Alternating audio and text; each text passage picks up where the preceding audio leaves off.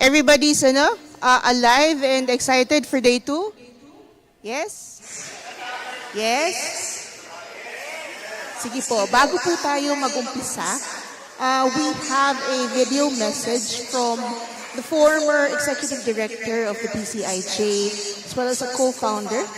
Ms. Sheila Coronel has prepared a message for all of us.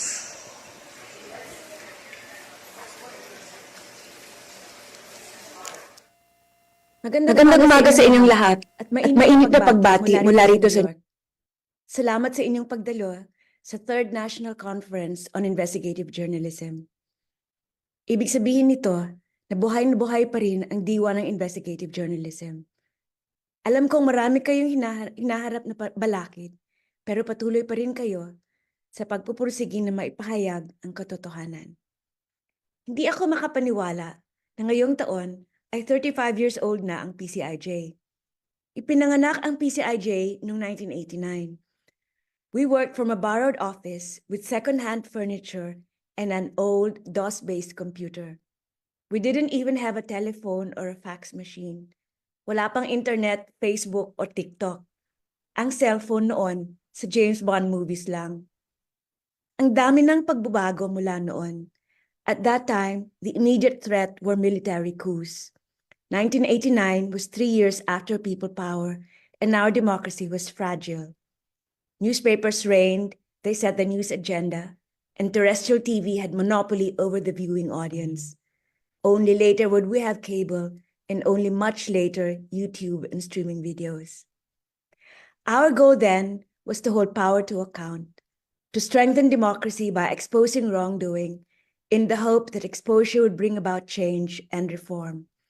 The press was free, and we believed that an informed citizenry could make a difference. Many years later, we still nurture that belief.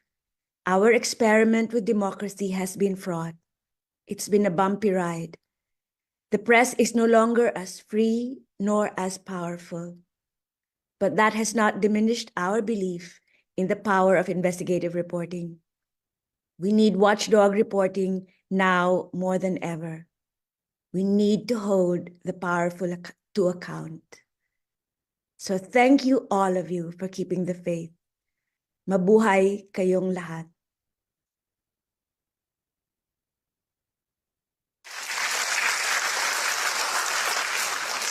The video message was recorded.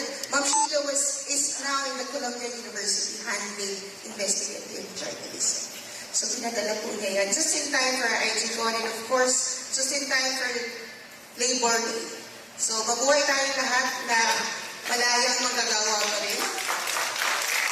Ngayon po, ngayong umaga, magkakaroon po tayo ng plenary bago po tayo magkaroon ng breakout sessions. For our morning plenary, I'd like to call Mr. John Nery.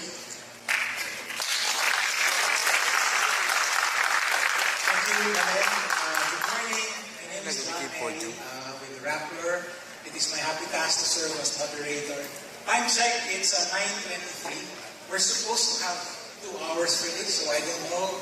Maybe later we'll be struggling with the coordinators. Our topic is AI and AI, opportunities and challenges for investigative journalism. I thought that I would introduce our panelists with the help of AI. I asked Perplexity, please write me a short introduction for Gemma-Mendoza of Rappler.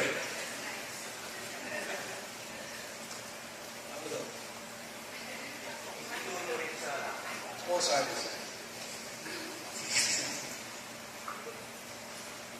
So that was the prompt. And this is Perplexity. Perplexed. Alright. A distinguished journalist from Rappler. If you read through this introduction, you get a sense of what Gemma is doing, but in high school English, this is called padding. It's all populum, almost all populum. Okay? There's nothing there about Gemma actually studying history. for a bachelor's degree, or that she used to be editor-in-chief of ABS-CBN, or that she spent 5 years in the Senate, or that, more important, she's in charge of all anti-disinformation efforts and initiatives in Rappler. Let's ask ChatGPT, although I only have a 3.5 free version, for Dominic Ligot. Now, I think Doc owns some shares in ChatGPT because look at the way he's introduced. The visionary mind behind CirroLytix, exclamation mark. Right? But again, medyo bola. I mean, it's nice to say these things, but we don't really get an idea of why we need Doc Ligot in forums like this. He has been the evangelist for ethical use of AI ever since the third wave in AI launched. He is the founding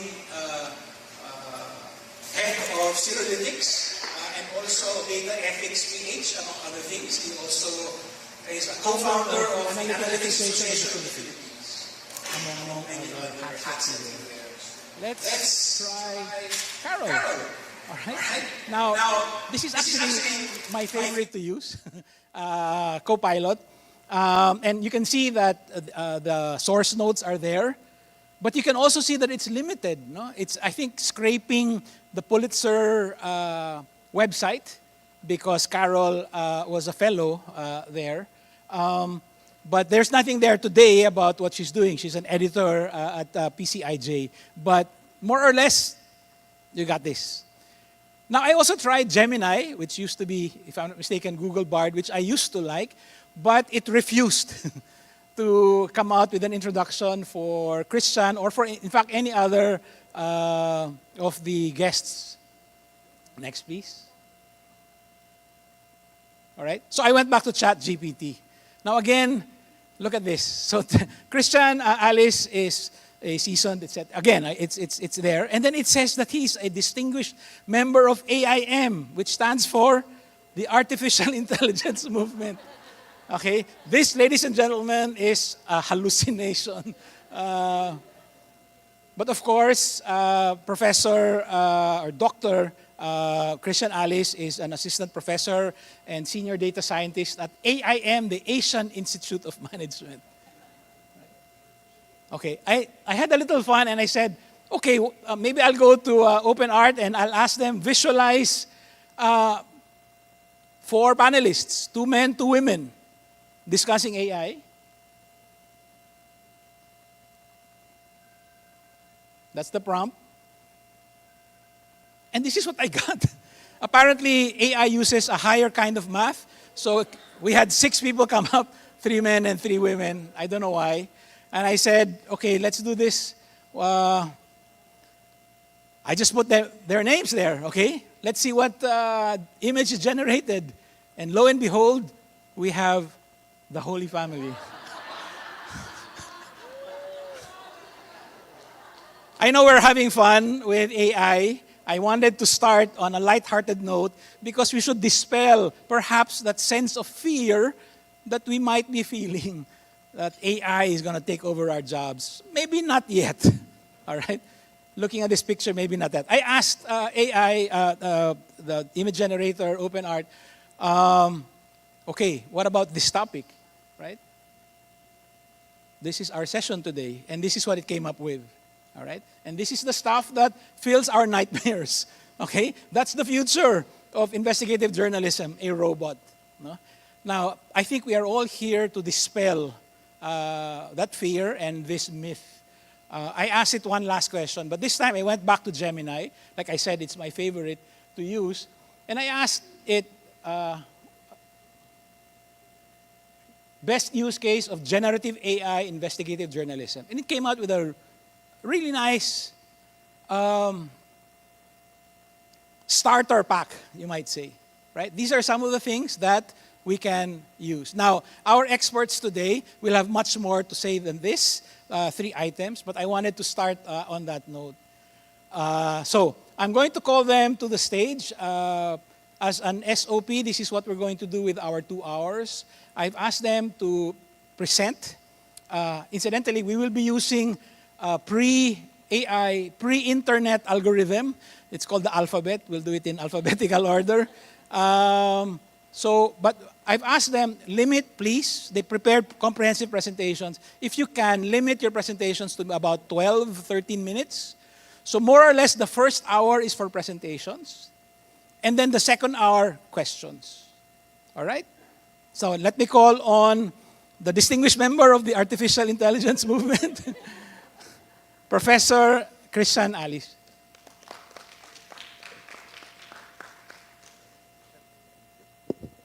Thank you. Wag na. So again, so good morning. Thank you for that introduction, ChatGPT. And thank you, John. So I will be the one to start the panel today, and basically we'll be talk about opportunities, challenges, and way forward. But the good thing is I'm the first one, so I'll first introduce AI. Okay, so I hope you don't be shocked for it.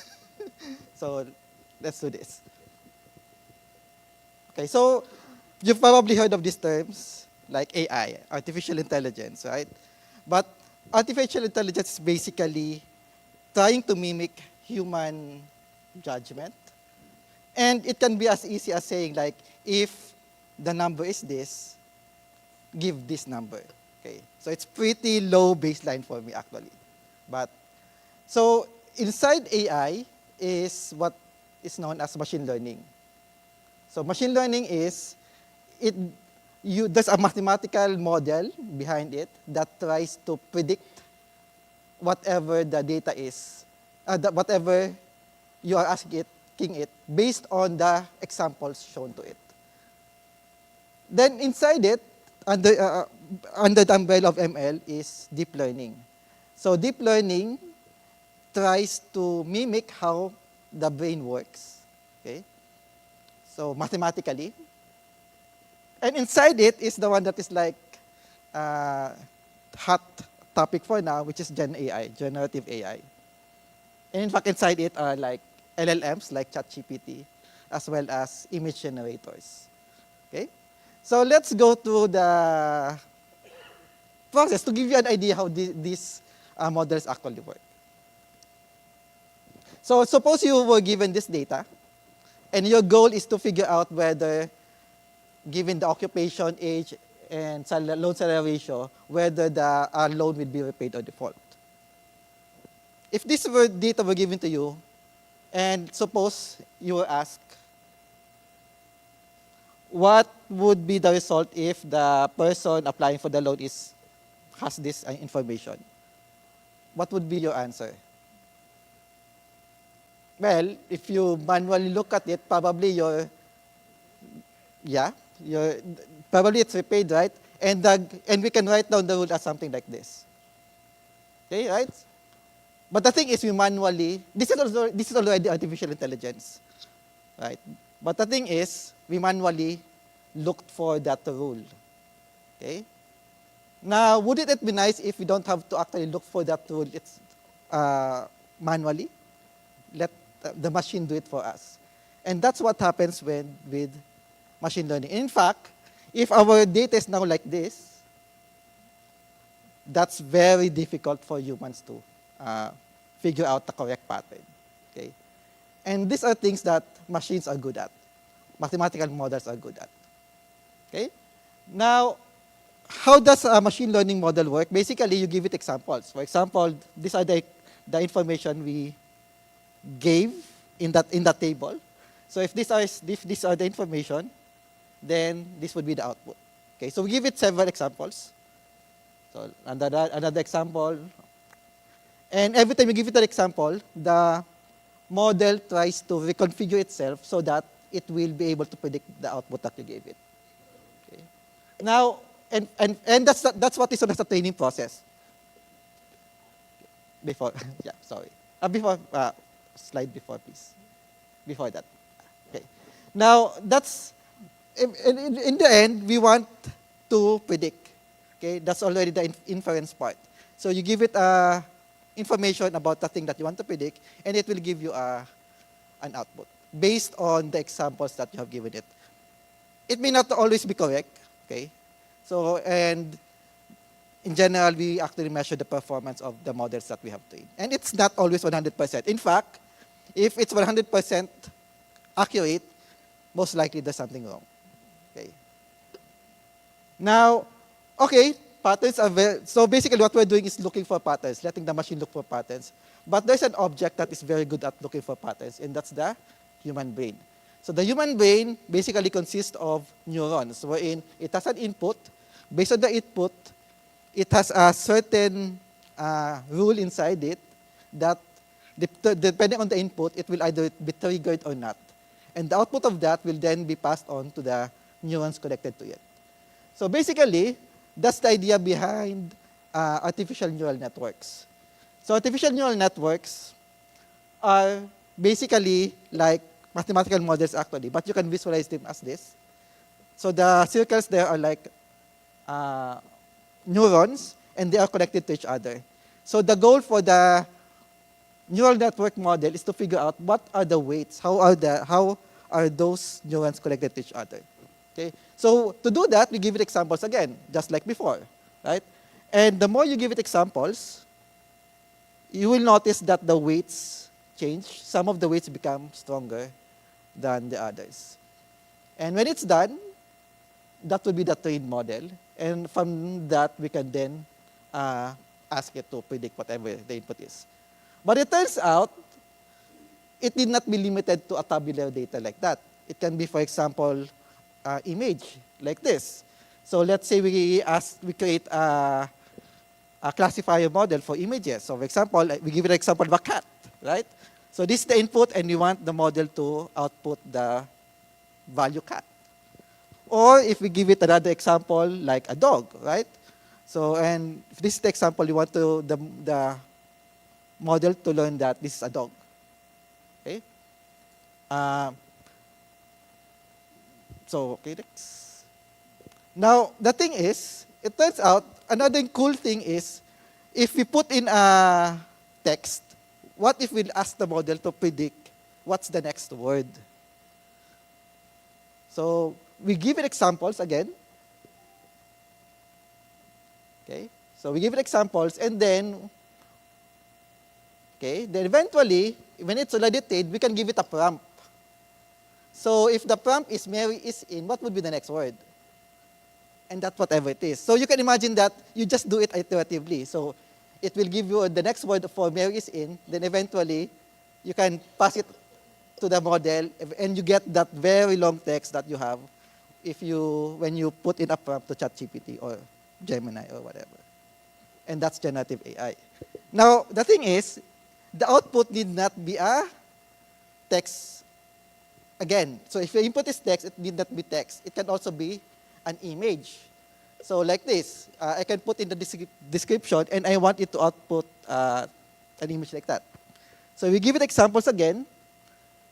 So yeah, so like a cat. This, by the way, this is very simplified. There's a lot more technical details here, and it took a while before scientists figure out how to do this, as well as a lot of computational power and examples. Yep. So we try another example, give it another example, so that eventually when we give it another prompt, such as, one more. Let's say we give it a prompt of cat with a dog, it would be able to output an image of a cat with a dog. Okay? So, to summarize, basically, I want you to know that AI has been around for a long time already. So, it's been a while already. We've been using it most likely, like when you use your phone or email. For email, for example, they use that for classifying spam. That's already AI. Okay, so it's been here for a while. And Gen AI is just part of that umbrella of AI. Okay, it's just that it's very new and it's very disruptive. That's why it is trending right now. And then, note that Gen AI, AI and especially Gen AI, their quality is greatly influenced by the data itself. In fact, for the case of Gen AI, it will take several terabytes of data for it to be trained. And model complexity. So in the case of the models used in Gen AI, it takes around several billions of connections for it to be able to generate that output, good quality output. Okay, so with that, let's start with what are the opportunities for using AI in journalism. So one thing that it can be used for is for automated transcription. So for many of you, that probably is a very tedious process. And there's now already technology using AI to actually convert to actually automatically transcribe audio to text. So you don't have to do it manually. Okay? So that's an example of a software for that. Then there's also, next.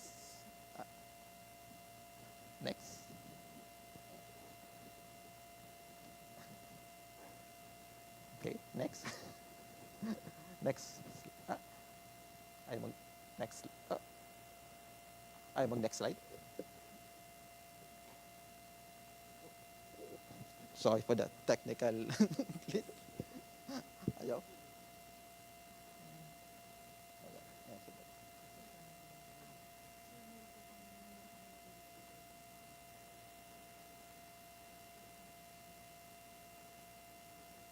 Oh. Okay, so sorry. Now, we can also use AI for summarization. So you would imagine that if you're doing some investigative work, you'll be reading a lot of documents. And obviously, if you read those voluminous documents, not all of them are actually useful. So it would be nice if you can actually summarize it for you, so that you would be able to figure out which documents you have to focus on.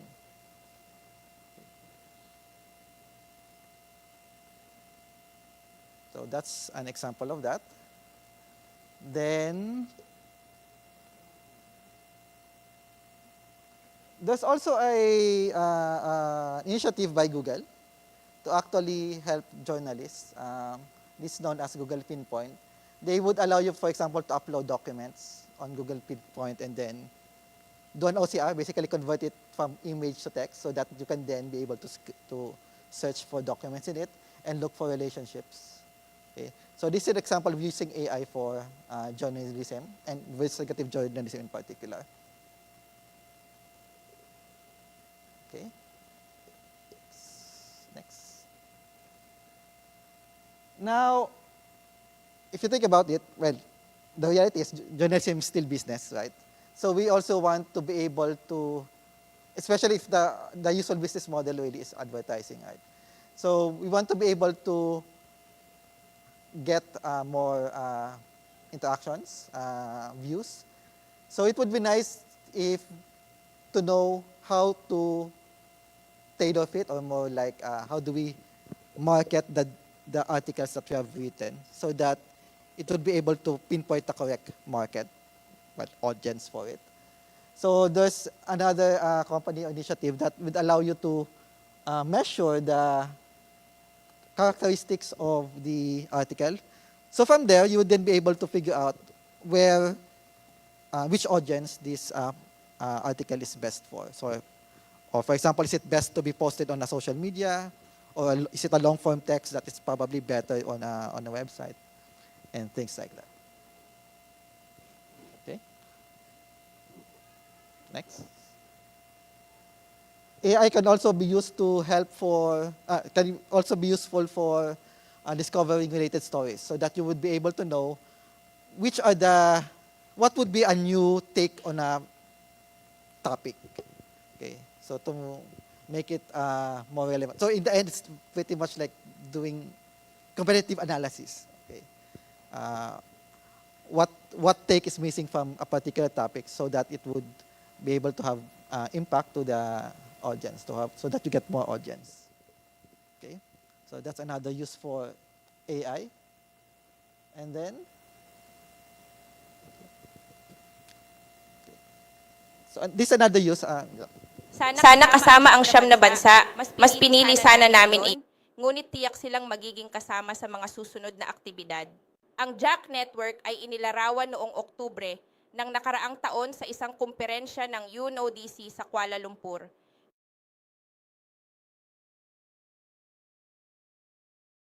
Mela's voice, but actually it's auto-translated. This is the original. The original is in English. Dapat bang mga kalahok din mula sa Vietnam at Myanmar?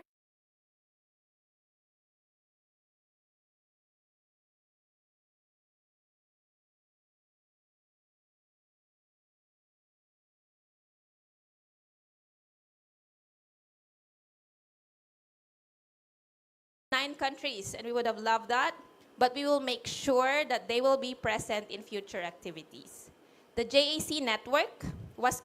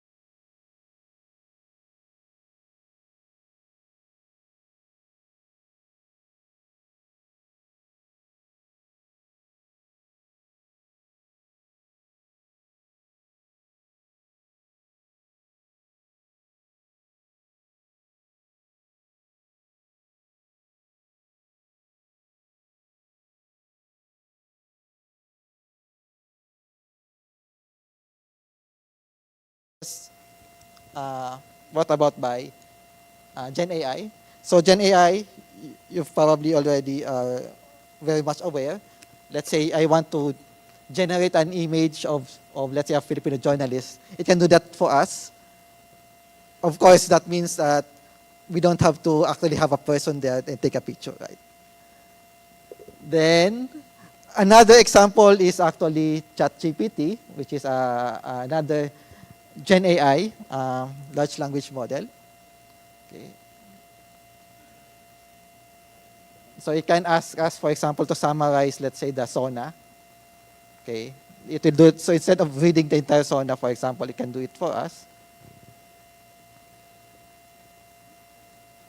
Okay. And it can write an article for us. So if we look at the next slide. So next slide. So it can write a news article. Well, this one is not the... So this you can actually create a fake article in a matter of seconds.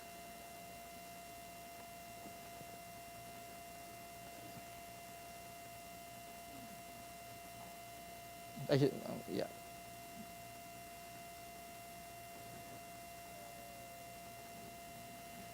So yeah, so it's in a matter of seconds you already have something that can actually cause a war. So, okay, so to summarize, some of the challenges of AI is, first, it's ethical use of AI-generated content, okay, and very much related to that is can be used for disinformation operations. In terms of ethical use of AI, so how do we actually, let's say, when is it allowable to use generated AI? Let's say generated photos, is it okay for stock photos or not at all?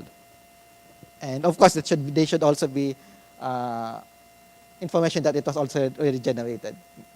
Then, equitable access to AI tools. So some of these tools are free or cheap, but some are quite expensive. So that's another issue. So what are the ways forward for us? Last slide. First is, I think there's no way going around it, but really, we need to upskill. The world is fast moving and we also have to keep up. So I think that's very important. So upskilling in terms of being able to utilize the advantages, opportunities given by AI, as well as being able to understand what AI is so that we can properly write and develop policies as well as news articles or articles related to AI. Then it would be needed to have some industry-initiated guidelines rather than government-initiated, because in the US there's already some draft on how to regulate AI. And finally, there's a need for public engagement so that the public in general would be able to understand the implications of AI in news, in journalism in particular. And so that's it. Thank you. Good morning. Thank you very much, Dr. Christian Alice. Now I'd like to call on journalist and journalism educator, Ms. Karol Ilagan of PCIJ.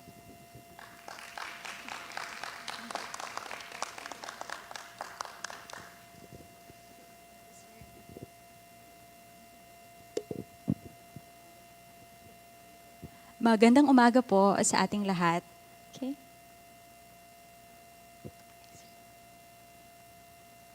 All right. Okay. So, good morning, everyone. I'm very happy to be here, and siguro po yun nga, tulad ninyo, or maybe some of you, no, medyo bago po sa atin itong AI, or we're trying to navigate our way pa po to learning AI. In my session, I'll be talking about 2 projects that I'm working on. So una po, hold on.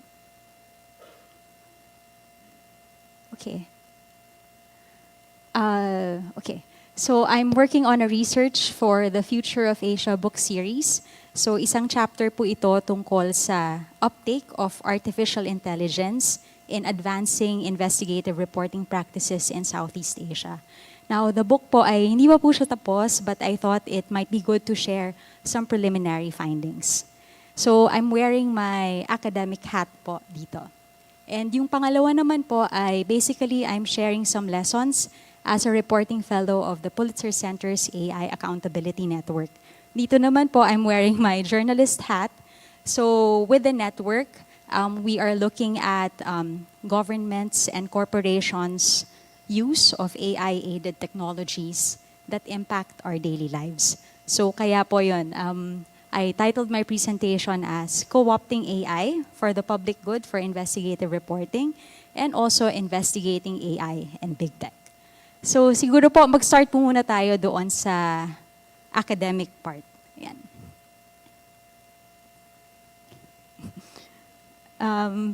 Sino po dito ang nakaka-relate po kay Maris? Transcribing interviews in 2016 and transcribing interviews now. Can I get a show of hands? Ayan. So I'm glad po na may ilan po sa ating nakaka-relate kasi tulad nga po nung pinakita kanina ni Dr. Alice, ang laking bagay po ngayon na mayroon tayong mga tools na ginagamit, especially to aid yung mga tedious tasks na kailangan nating gawin for completing a report. So, in truth, yun nga, makikita po natin that there are a lot of AI tools and programs that can aid journalism work. In fact po, according to a study by the Reuters Institute, yan, yung paggamit po ng AI tools, halos nako-cover niya yung buong operations in journalism, starting from news gathering, production, and distribution. So these are some of the tools, and yung ilan po dyan ay demonstrate po kanina ni Dr. Alice. However po, pagka pinag-usapan naman natin yung investigative reporting, kasi di po ba, when we define investigative reporting, this is a product of our own reporting, original reporting, meaning probably something na wala pa online or wala pa sa internet. So, technically, if you search or ask ChatGPT, baka wala pa doon, Kasi ang konteksto po ng investigative reporting, we are looking for new information. So, if you look at AI and investigative reporting, it started pretty modestly. Okay. So, may ilang literature po looking at the use of AI and in investigative reporting. And so far, I found, ang latest po ay this one, 2019 by Stray. So, sinasabi po doon na very modest pa siya. In fact, ang sabi ay AI has barely touched the surface of investigative journalism. Primarily because, una, kulang sa data. Pangalawa, may mga investment concerns. Because yung gagamitin mong investment to create a customized AI tool for a specific story, parang may problema ka doon dahil doon lang siya ma-apply sa specific story na yon. Now, yung kay Stray, context po nito ay US. Now, the same results was also documented in some Chinese newsrooms. So this is a study from 2021. So this is before pandemic, early pandemic. So fast forward to 2024, we know that there have been a lot of projects po that uses AI, specifically investigative reporting projects. So we have ICIJ. So at least 4 of their global investigations used AI. So they used machine learning to detect patterns from records. They used computer vision as well as natural language. So yan, I suggest you look into these global collaborations because yun nga, these are some of their most impactful global collaborations that resulted in public outrage, resignation of officials, and even uncovering of ill-gotten wealth. And the stories would not have been possible without the use of AI tools. And then, apart from that, we also have OCCRP. Siguro po yan, familiar po kayo dito sa mga grupong ito. Now, over the last few years, we've also seen a lot of examples also from countries na hindi lang po nasa West or in the global North. So we have an example here from Peru. So this is a project by Ojo Publico called FUNES. So essentially, they built this tool na they fed it with government contracts. I was thinking this is something that we can also do in the Philippines. So essentially, itong tool pong ito ay for journalists so they'd be able to detect patterns and red flags in government contracts. So I understand Carmela will share something like this po later. So so this is Peru, and then we also have another example from, this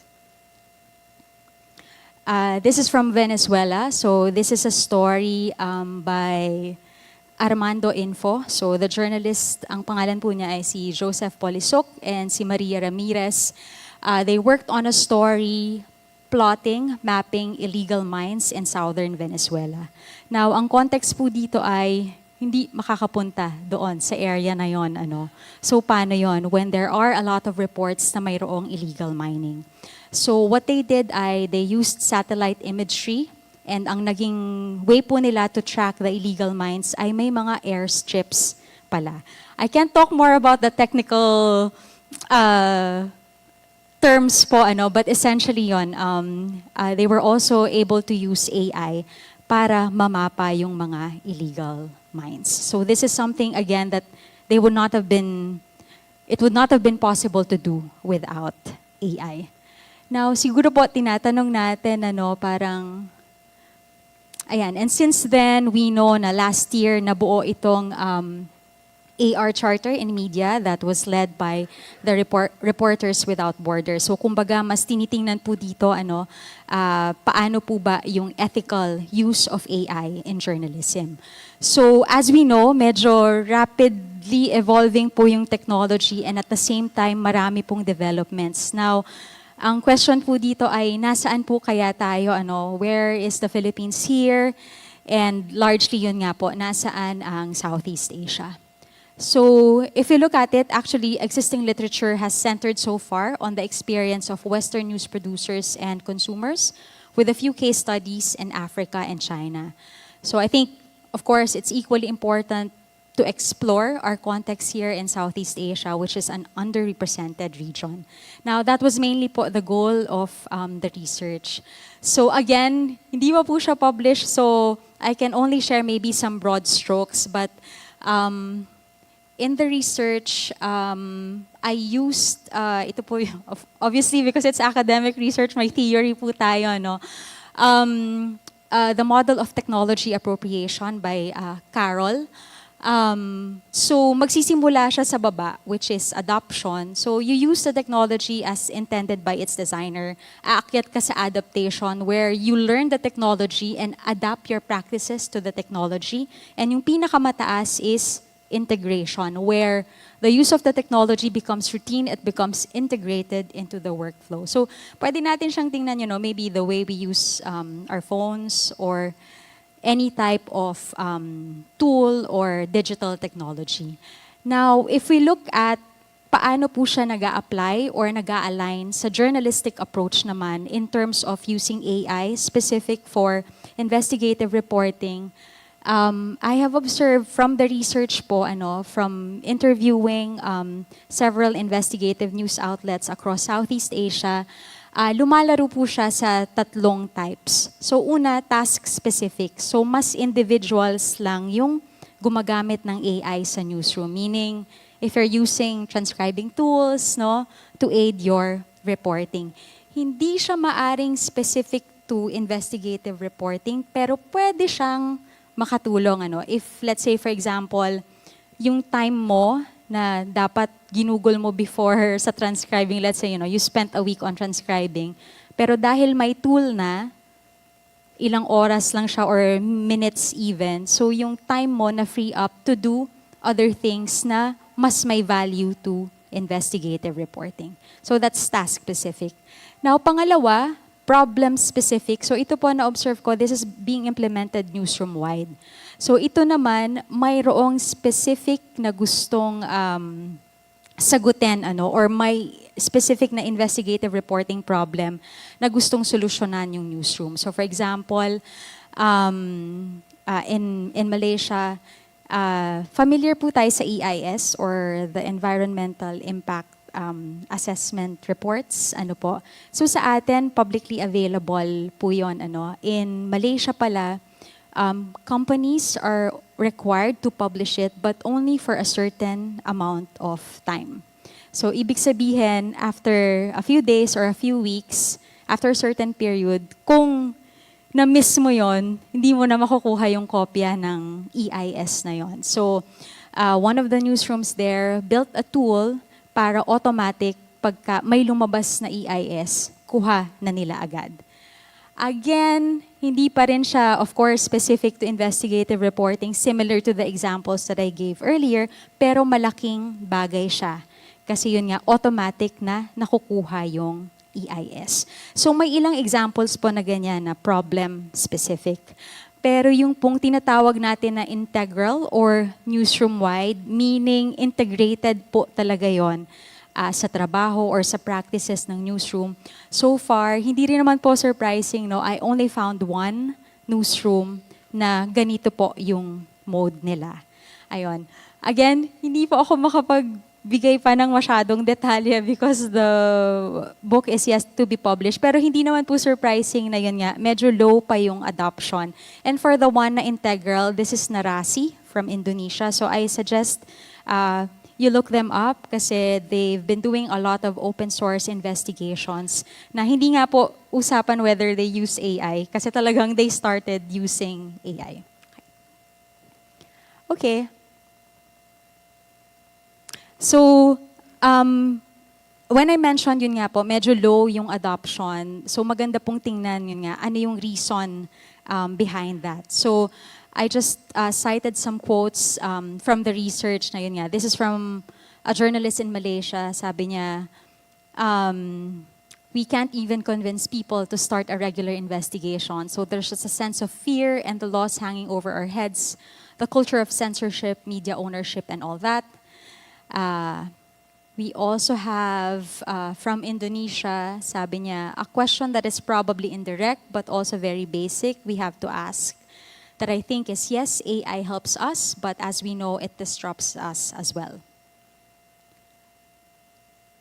So ito po yung mga concerns, but at the same time, we also see some excitement. Of course, halong may worry din po. A data journalist from Malaysia says, it takes away the learning curve of programming. Ayan.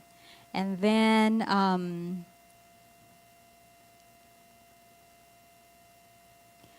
seeing it for its value rather than its threat, seeing it how it can be folded into ethical journalism rather than seeing it purely as a threat to ethical journalism yun. Sabi niya, I think that's the main thing, a main obstacle to overcome.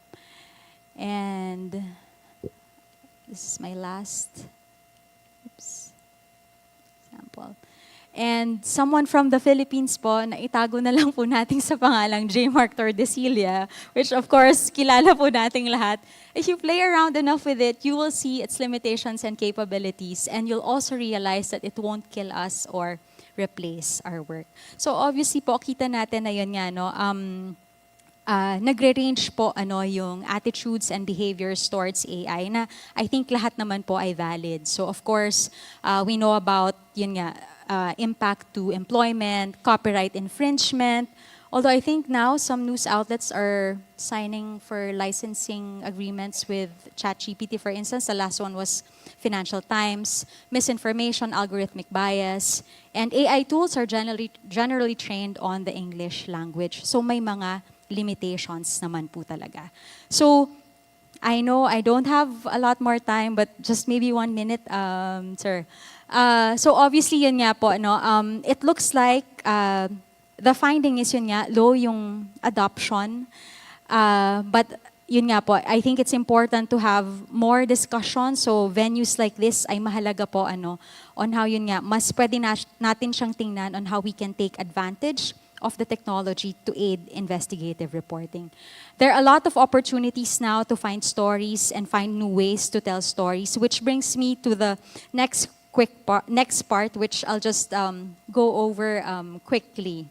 Ayan. So, punta naman po tayo doon sa... So, kanina, yan nga, we're looking at or studying AI and investigative reporting. Pero in the context also of investigative reporting, mahalaga rin pong tingnan how we can hold AI and big tech accountable. Okay. So, essentially po, for this one,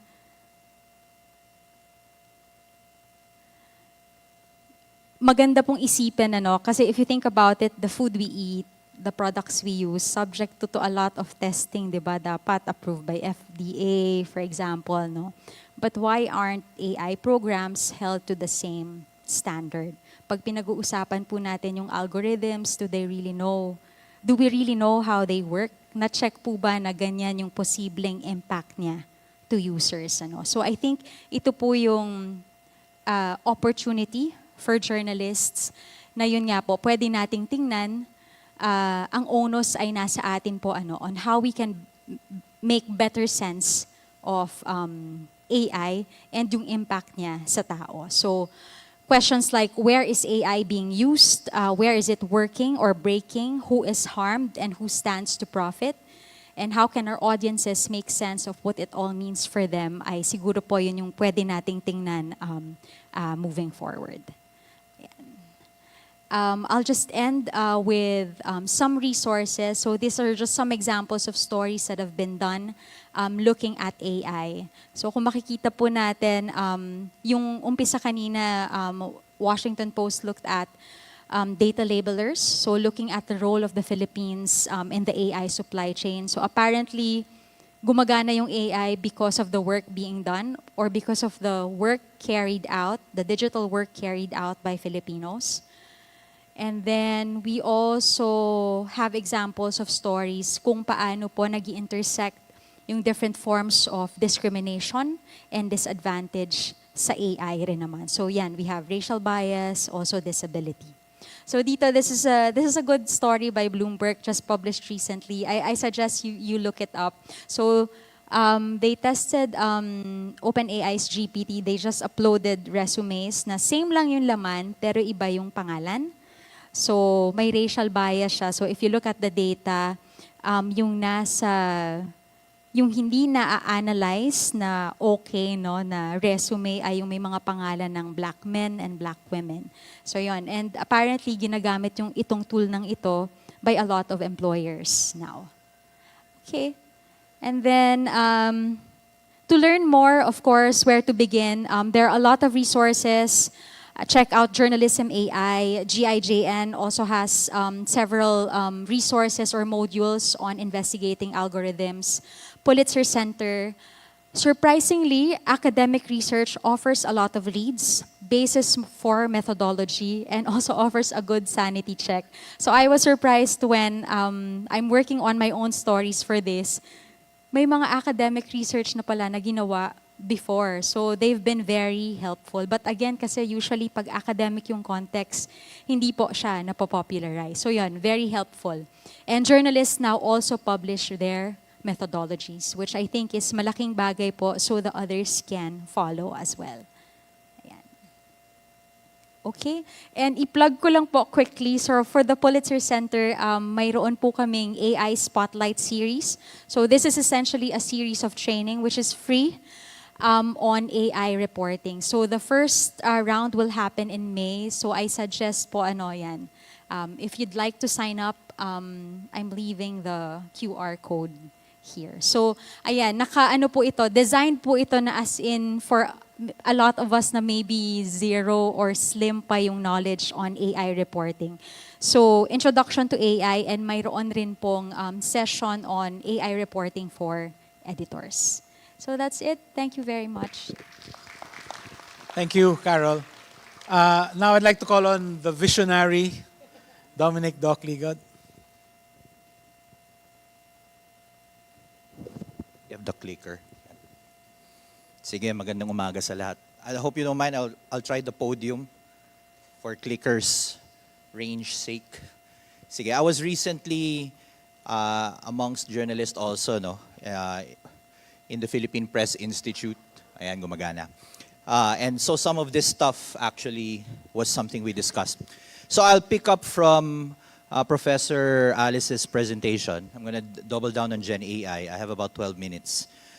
The first thing I want to, in a way, implore to everyone is, I was actually impressed yung mga write-up na nakuha ni John, considering he was using what we call a zero-shot prompt. When you say zero-shot, you literally just ask one question, isang tanong, isang sagot.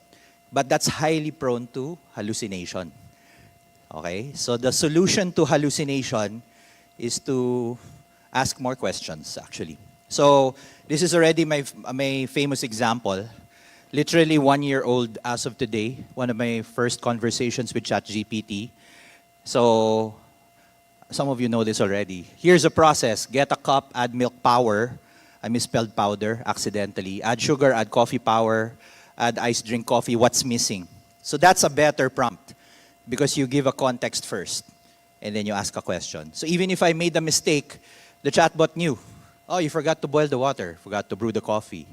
You forgot to stir, you forgot to strain. So your process should be get cup, boil water, add coffee powder. So alam niya, powder, hindi power. Brew coffee, add sugar, add milk powder, stir well, strain coffee, add ice, drink coffee.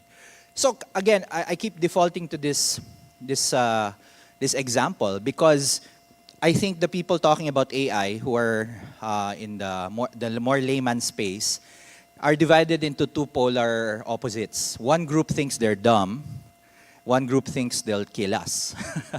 And actually the truth is somewhere in the middle. No, they are not dumb, but they're smart only when it comes to text. As Professor Christian showed earlier, that's how they think. So be careful about text. On the other hand, they're probably not as smart as us because we have sight, smell, taste, sound, memories, emotions. Mas marami tayong data compared to AI. So far, so good. And then most importantly, and this will come to bear later, AI will not work without humans. We still need to prompt. So actually, you should be afraid of people who use AI, not AI per se. But as far as AI is concerned, these models understand language. And that's what I want to zoom in on. No? So, well, formatting got messed up. This is the secret to prompt engineering. So if you guys are still sort of on the fence about AI, Gen AI, learn prompt engineering. There are lots of free resources, online, YouTube. I actually do courses in prompt engineering. And the bottom line sa prompt engineering, again, most people will do the blue part, isang tanong, isang sagot. If you add more context, you give questions, you give examples, it gets smarter. So here are some classic examples. About a year ago, employees in Amazon were rioting because their officers, basta, they did something na parang ignored climate change. So I got the article, I pasted it in the prompt. The prompts are also parang deceptively small because of the box, no? But it can handle quite a lot of text. And this is an example of a directional prompt. Not just summarize the article, but I want the plot, the tone, the theme, the setting, the conflict, the characters, the point of view. Basically, the 7 elements of story. And it's very intelligent if you do it that way. What's the plot? Employees are protesting. What's the tone? Critical and frustrated. What's the theme? Corporate social responsibility, etc. No? Another prompt that I like for journalists especially, and this is my favorite example, so Senator Marcos, about a year ago also, was looking into regulating AI.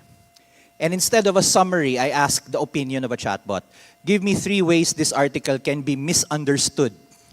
So if you're analyzing fake news, AI is a perfect, sounding board. How can this thing be misunderstood, no? So stuff like, we're misunderstanding the impact of AI, we think job displacement is only due to AI, etc. No? So try it with your articles. It's a good way to edit before you send it to the editor, And you don't need to limit it to 3. You can say, give me 10 ways this article can be misunderstood. By far, one of the best uses of Gen AI is still what we call retrieval augmented generation, in technical terms. But basically, it's creating a chatbot out of existing content. Chat PDF is still the best example. But I think now most chatbots allow you to upload a PDF. And again, it's still a different experience compared to reading an article. Chatting with an article is also cool. Again, my classic example is Desiderata. And I said, how can I deal with loud people? Avoid them because they can be vexatious to the spirit. Sumagot siya. So, talk to your CV. Give me 5 career directions for Dominic Ligot, apart from being a visionary. Number 3 is make it a point to give a talk in the IJCon conference. So yun, following instructions. Perplexity is by far one of the best chatbots for me because it already searches the web for references. No, so and as you noticed earlier, si Copilot is the same, Gemini is the same. Yung Chat GPT 3.5, although by far is one of the most intelligent chatbots, it cannot read the internet. You need to upgrade to Chat GPT 4. So the life hack there is you do the search first, you get the data, you paste it in Chat GPT. Pero Perplexity, this was happening in the Century Park Hotel, no, sa PPI, yung mga iba nandun. And they were doing a fire drill during the conference. And they were saying, code blue, code orange. Sabi ko, can you explain these terms? So apparently, code blue is mamamatay na yung pasyente. These are medical terms, no? Code green is there's a mass casualty. So sabi ko, these colors are deceptively cheerful, no, for what they mean. Okay, so, too much attention on text. I want to put your attention also to images because I think that's where a lot of the ethical challenges emerge, no? Prompt engineering is also important for image generation because these images, as Professor Alice said, are created from text. So these nice plush images are generated only using 2 words. No? The prompt was maximalist hospitality. You can try this in any image generator. Every time you have the word maximalist, basically the opposite of minimalist, it tends to create photos with a lot of detail in them. No? And then I think the world now is divided between those who prompt using keywords. I think that's the more academic way of prompting. Like Filipina model, black 19th century dress, photorealistic, that's keywords. Or try writing a story and letting the image generator come up with an image to match your story. Sometimes you get something surprising. But I think this is important because these are images, old images already. We're now at the era of text to video, where images become video, or a prompt becomes video. And I think this will now start to test basically the veracity of of video, both in the courtroom and in your articles. No, it's one of my favorite prompts. No, you can use this not just in Midjourney, but see the way it's constructed. Photo with a Canon R5 50mm DSLR, young Filipina CEO. So you have a subject, you have the camera, sitting on the chair, so it is the action. The setting is swimming pool, business casual, colorful, enjoying, slightly smiling. Really, really nice photo of a suspiciously familiar person. No? And this is also going to prompt for you for me, I was both impressed and disturbed, because the only way such photos could have been generated is if these models ingested photos as well. For all you know, your photos are in these models, and at some point you can generate a similar looking person, no? Just with a group of prompts. This is probably something that will be relevant to the discussion later. In the old days, and the people who attend Media Nation will know this, I was one of the few people warning people about deepfakes. During the time, deepfakes were still pretty cheap. Naalala niyo yung spliced video ni Dilima, yun na yung definition natin of deepfakes. But now, it's a one-click affair. You can now swap a face very, very casually. And then now audio, I don't have an example of the audio, your voice can be cloned. Biggest cohort at risk are journalists, because you guys appear on TV all the time. There's footage of you. That's the raw material these models are using to generate that, no? So, ano pa? This thing's still working. Ayan, balik tayo doon. Kriya is, for me, an example of a directional generative art, where not only are you prompting itong Studio Ghibli reimagining of a quaint alpine village, that's the prompt. But then on top of what the image was generated, you can control the elements in the image. You can add these control shapes and then generate them pretty much in real time. And this is both, in a way, a boon for those who are creating art for their content, but it's also pissing off a lot of artists, because they're finding that their art styles have been encoded into these models. Unfortunately, the copyright law does not protect art styles. You cannot copyright a style. So that doesn't bode well. So for me, I see this as the emergence of the real-life Jarvis, if you were familiar with Iron Man. Try watching Iron Man 1 again. You'll see walang ginawa si Tony Stark kundi pagalitan si Jarvis. And that's actually what's happening now, no, with Gen AI. We have a Jarvis at our disposal. I'm happy to report, this is like within this month pa lang, this is a Harvard Business Review article on what people are using Gen AI for. So now we know. It's mostly technical assistance, create a chatbot to help people. Like yung work ni J. Mark was an assistant for investigative journalists. Content creation, obviously. Personal support. So as opposed to technical support, personal support is something more general. Like, can I have a coach? Can I have a mentor? You know, and it's just a matter of putting some prompts together. You can sound off to a chatbot. Learning, of course, creativity and research. If I translate this to newsroom terms, this is what we get, no? Content creation, obviously, multimedia, research and fact-checking, in the sense that AI can be a great aggregator of content. And then you see which items don't correlate with each other. And this is what fact-checkers are doing manually. Transcription and translation was mentioned earlier, content planning.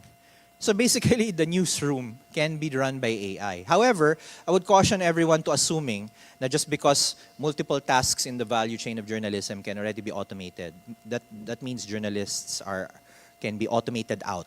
That will never happen.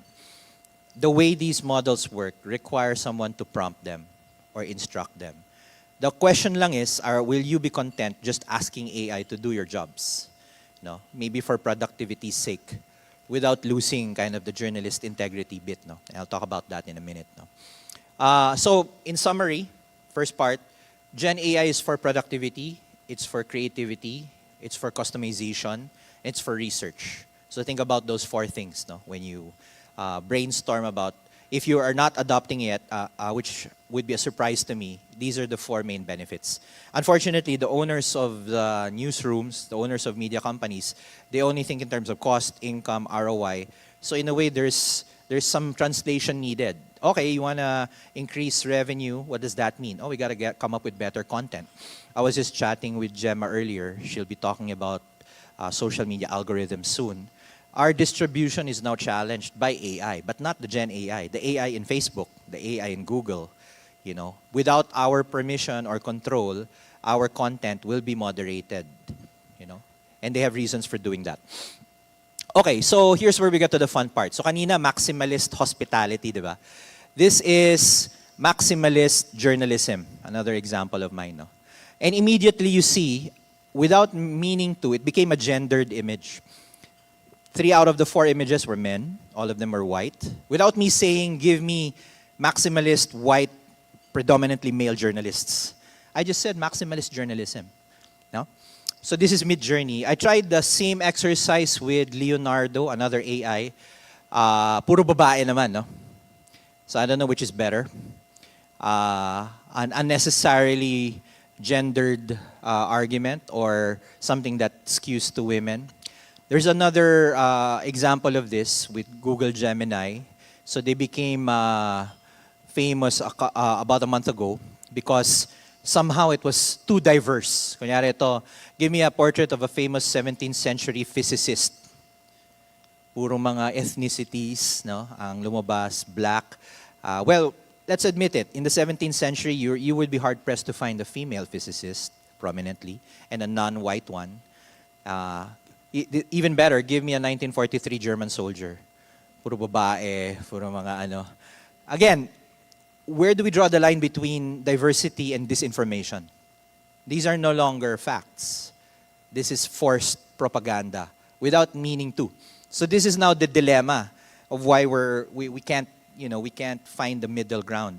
Are we content to just deal with the bias that's already inherent in the models? Or do we want to risk human bias naman by putting guardrails? I think both are wrong. But somehow there has to be a way of overcoming it. So bias is one of the biggest problems. Compared to the era of the old AI, where actually the data came from us and we would train the models. Itong mga models na to already came with data. GPT stands for Generative Pre-trained Transformer. It was trained already. And we're happily using this to paraphrase and summarize our work, you know, without knowing na biased yung content that was used to create them.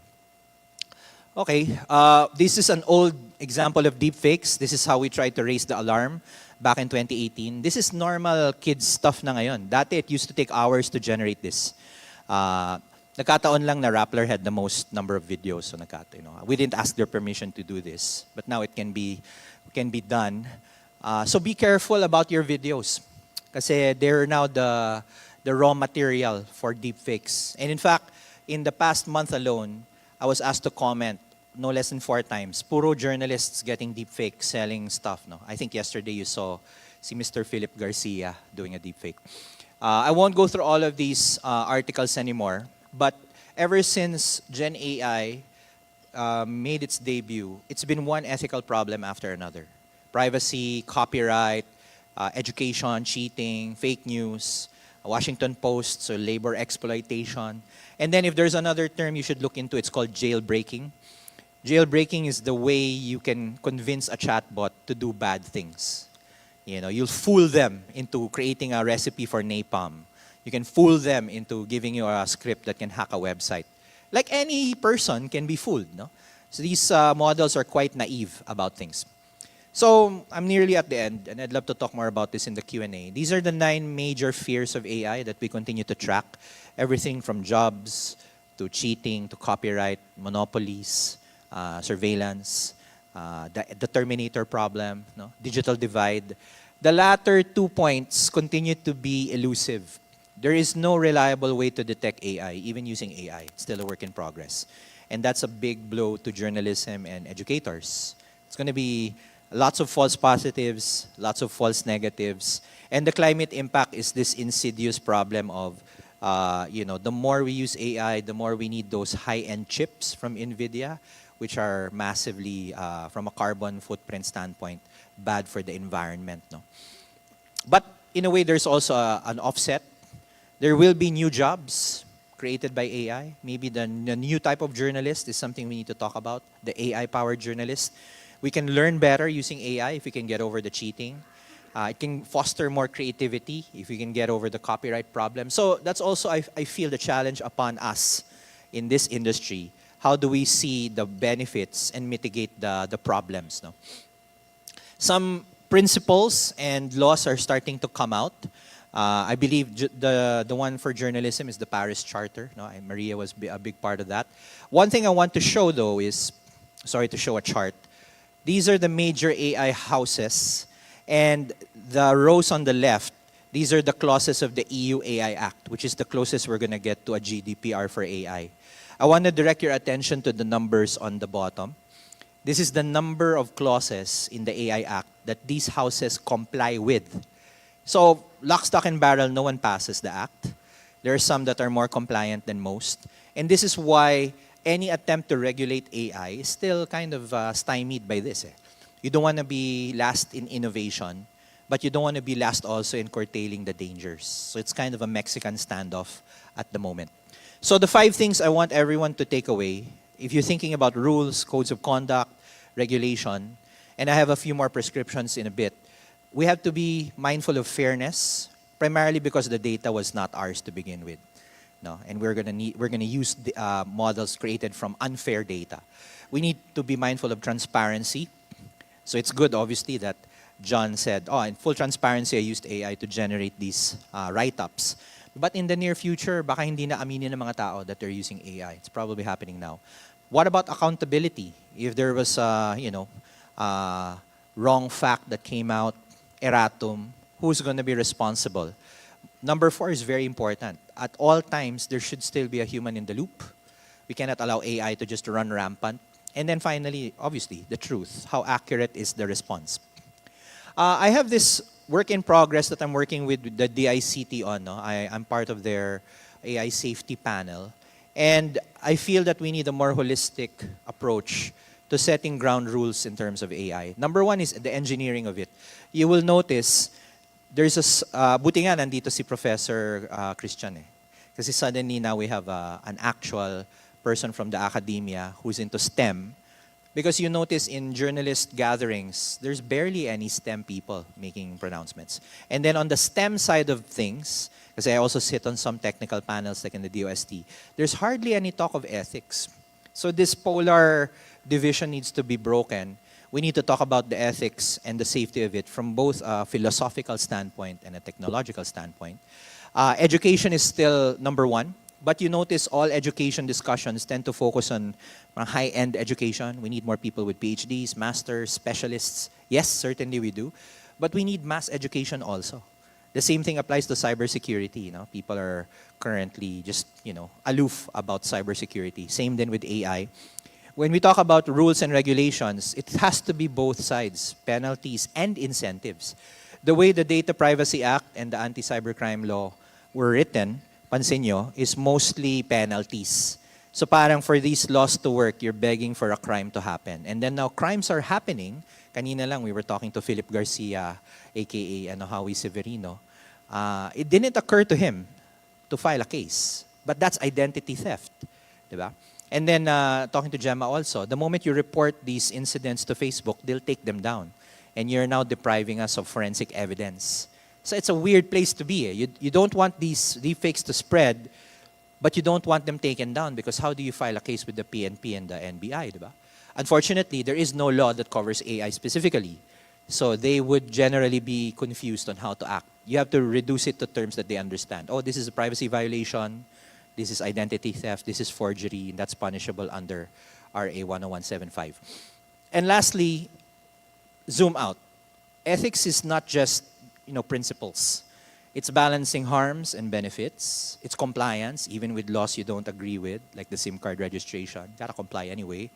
And it's about values. And I think journalism primarily rests on values. That's the dividing line between journalists and propagandists. Values.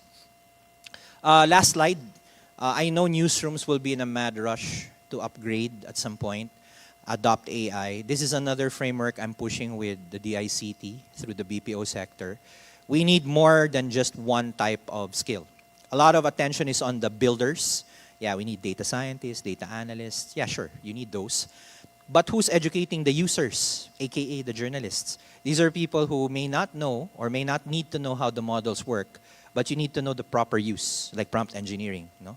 It's not just asking a question. You need to fill it up with context.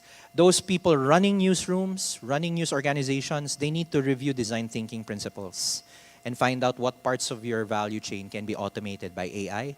And finally, I think in this era of rapidly changing technology, and with the education sector the way it is right now, I don't think there's an excuse not to have an in-house expert or trainer or maybe a consultant upgrading your skills. The moment lumipas na naman ng 2024, everything I mentioned today would be out of date.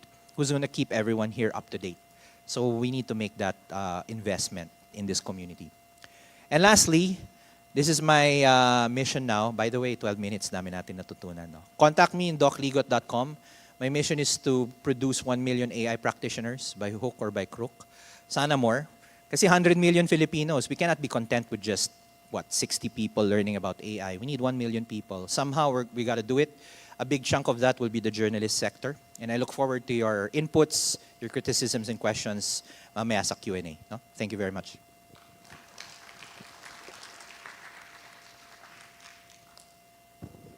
Thank you, Doc. And now may I call on my colleague, Gemma Mendoza of Rappler.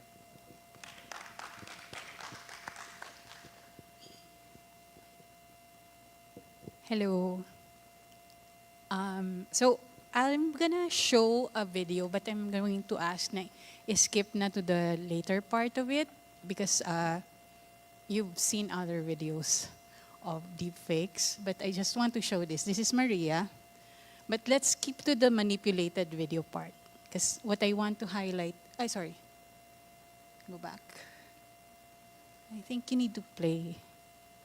Never seen before, but So can named we by zoom to Shoshana the Zuboff, second a half of Harvard. it? I mean, yeah, okay. Go. Yeah. Ayan na, yan na. Is to quickly jump into new opportunities without any hesitation. And right now, my #1 source of income is a new automated cryptocurrency trading program. This is the biggest opportunity I've seen in my entire life to make Okay, a I big think we made fortune the quickly. point, so we You can can, invest go to- 14,500. Stop na yung video. So why am I showing that? So kanina nakita nyo, Carmela, Dr. Christian Alice created a version of Carmela speaking in a different language. So, but that's benign, diba? Kasi it was not, there's no intent to harm here on the part of Christian. He did not change the context of what Carmela was saying, right? So it was still Carmela saying the same message in a different language. And it was not distributed with the intent to harm, right? But in this case, this video was basically saying and making it appear that Maria endorsed a Bitcoin solution and that she's making a lot of money on it. They created, sorry, paano tong next slide ito? Sorry.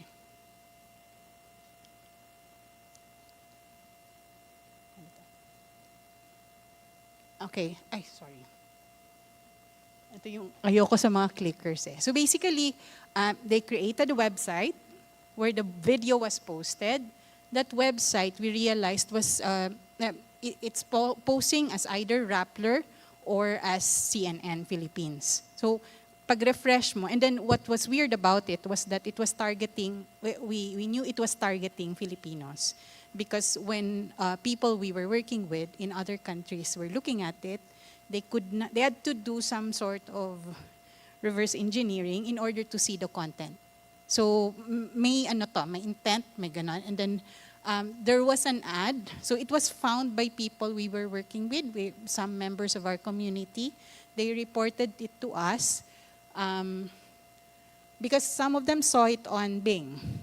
There was an ad. Somebody actually spent money to circulate this fake. And then somebody created a Facebook page And then within days after that Facebook page was created, pinost na tong deepfake video na to. Ganun. So in effect, what am I saying here? The issue is not necessarily the fact that videos can be created. And as you have seen, voice now is at a point, yung voice AI is at a point where it can really fool people. That was Maria's voice. And the reason why we knew it's not her, it's not what she said, is because obviously we know Maria.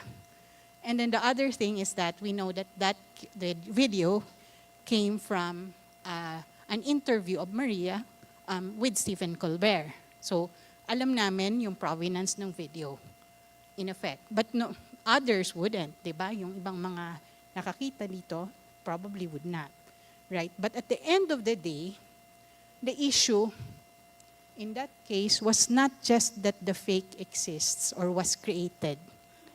The issue was that it was circulated to people in a way that fooled them. There was intent to fool them into thinking it was her. And in fact, one of the messages pa was that, is this the end of her? Right? So yun yung kanina Howie and I were talking, I was in fact pointing out that yung mga ganito, and this is an opportunity in a way, because this is one of those things we should be investigating. Right? Who circulated this video? We tried. We found it's traced to a Russian network. And unfortunately, Russia. Okay. A lot of things na So that's one of those things. So what's different? Basically, it's not just that things like this can be created, but the fact that these can be distributed in a massive scale by platforms that do not want to take responsibility for content they produce, amplify, circulate. Okay, so and that's one of the things na issue right now that we need to be looking into. So it's accountability for harmful content.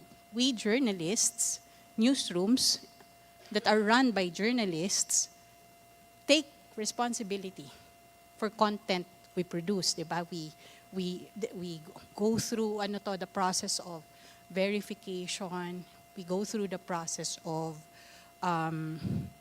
we hold ourselves accountable for corrections, diba? In fact, Rappler has a corrections page which regularly we update whenever there are things we need to correct. So those are the things na one of the key problems. Now, as that's happening, paano ba to? The other thing that is the problem is this. That flood of, because you now have this capacity to generate content so fast, text and video, that means a flood of content, and there's already so much. In fact, marami ng studies on this na the internet is flooded by a lot of, trash, basically. So that space, the information ecosystem, is flooded by all of that trash now. And your problem is, what's coming up is this. So before this, yung isang na-detect namin over the past year is that really before, yung top sources of traffic ng news organizations is tatlo lang naman. Search, social, and direct traffic, meaning people go directly to the websites of news organizations. But basically, news organizations have mostly outsourced the distribution to tech companies. What are those? Facebook, Google, and so on. Now, your problem over the past year is that because natatakot na sila, naiinis na sila sa mga journalists, Facebook and the social media platforms, they've been reducing distribution of news links and news content within their system. So napapansin nyo, panay mga dogs na lang, fluffy things ang nakikita natin bukod sa mga So that's what we're seeing now, right? And that has resulted in a significant decline in traffic across the board for the entire industry. And And it's not just here in the Philippines. So the weird thing about it is, number one na ang Rappler in terms of number of users, according to SimilarWeb. Well, Inquirer pa rin ang top in terms of page views. But the bad thing about it is that even with that, our own distribution has actually been reduced significantly because of these developments. So it's affecting the entire industry, and it will get worse. Why?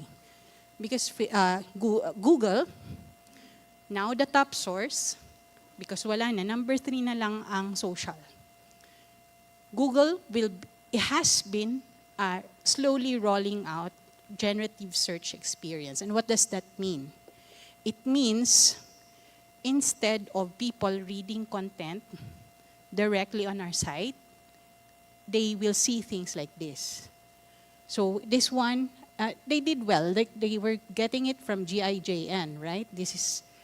But why would you read? Why would you go to the site? Right? And what does that mean if they're not going to our sites? It means less traffic for news site. I mean, I know most of the people here are journalists, not the managers of newsrooms. But when you have less traffic, if your newsroom is dependent on advertising for revenue, it means less page views and less revenue. And it's happening. The problem here is there's no opt-out. So what they're saying is add this code to your, add this text to your, this instruction to your code so that you don't get into this, right? But you cannot do that because then you won't be indexed, you won't be circulated. So that's the issue right now. That's the concern right now that we are preparing for. So, and what does this mean for public? For the public, di ba? Integrity ng content na binabasa ng public, di ba? If the newsrooms die. And there are newsrooms that are dying every minute. Not every minute, every month may mga nakikita tayong mga layoffs because newsrooms are cutting back on costs because they're losing traffic, they're losing revenue. Okay, so now that's the bad news, right? And that's the thing that we need to contend with. But at the same time, as our experts have been pointing out, there are opportunities as well, diba? So it's technology that's really very, transformative, and as usual, we like to play around with it. And we've started doing that in the 2022 elections. Very minimal pa lang to, using structured data. We used GPT-3 and generated, and this is because this is really boring work. Our journalists hate it. They don't like us asking them to create profiles na yung sobrang fast facts lang. Because at the end of the day, a journalist wants to do stories that are more like probing and so on. So things like this, which is yung mga parang Wikipedia sounding, boring yun sa atin, di ba? So we asked, we tested GPT-3, did quite a lot of rounds, but it needed to be done in a way where you minimize the possibility of it coming up with weird stuff. So we limited it to structured data that we verified ourselves, and then run a number of probabilities to make sure that it's not generating weird stuff. And then the output of that had to be reviewed to make sure that we're not coming up with errors. So that's our first experiment.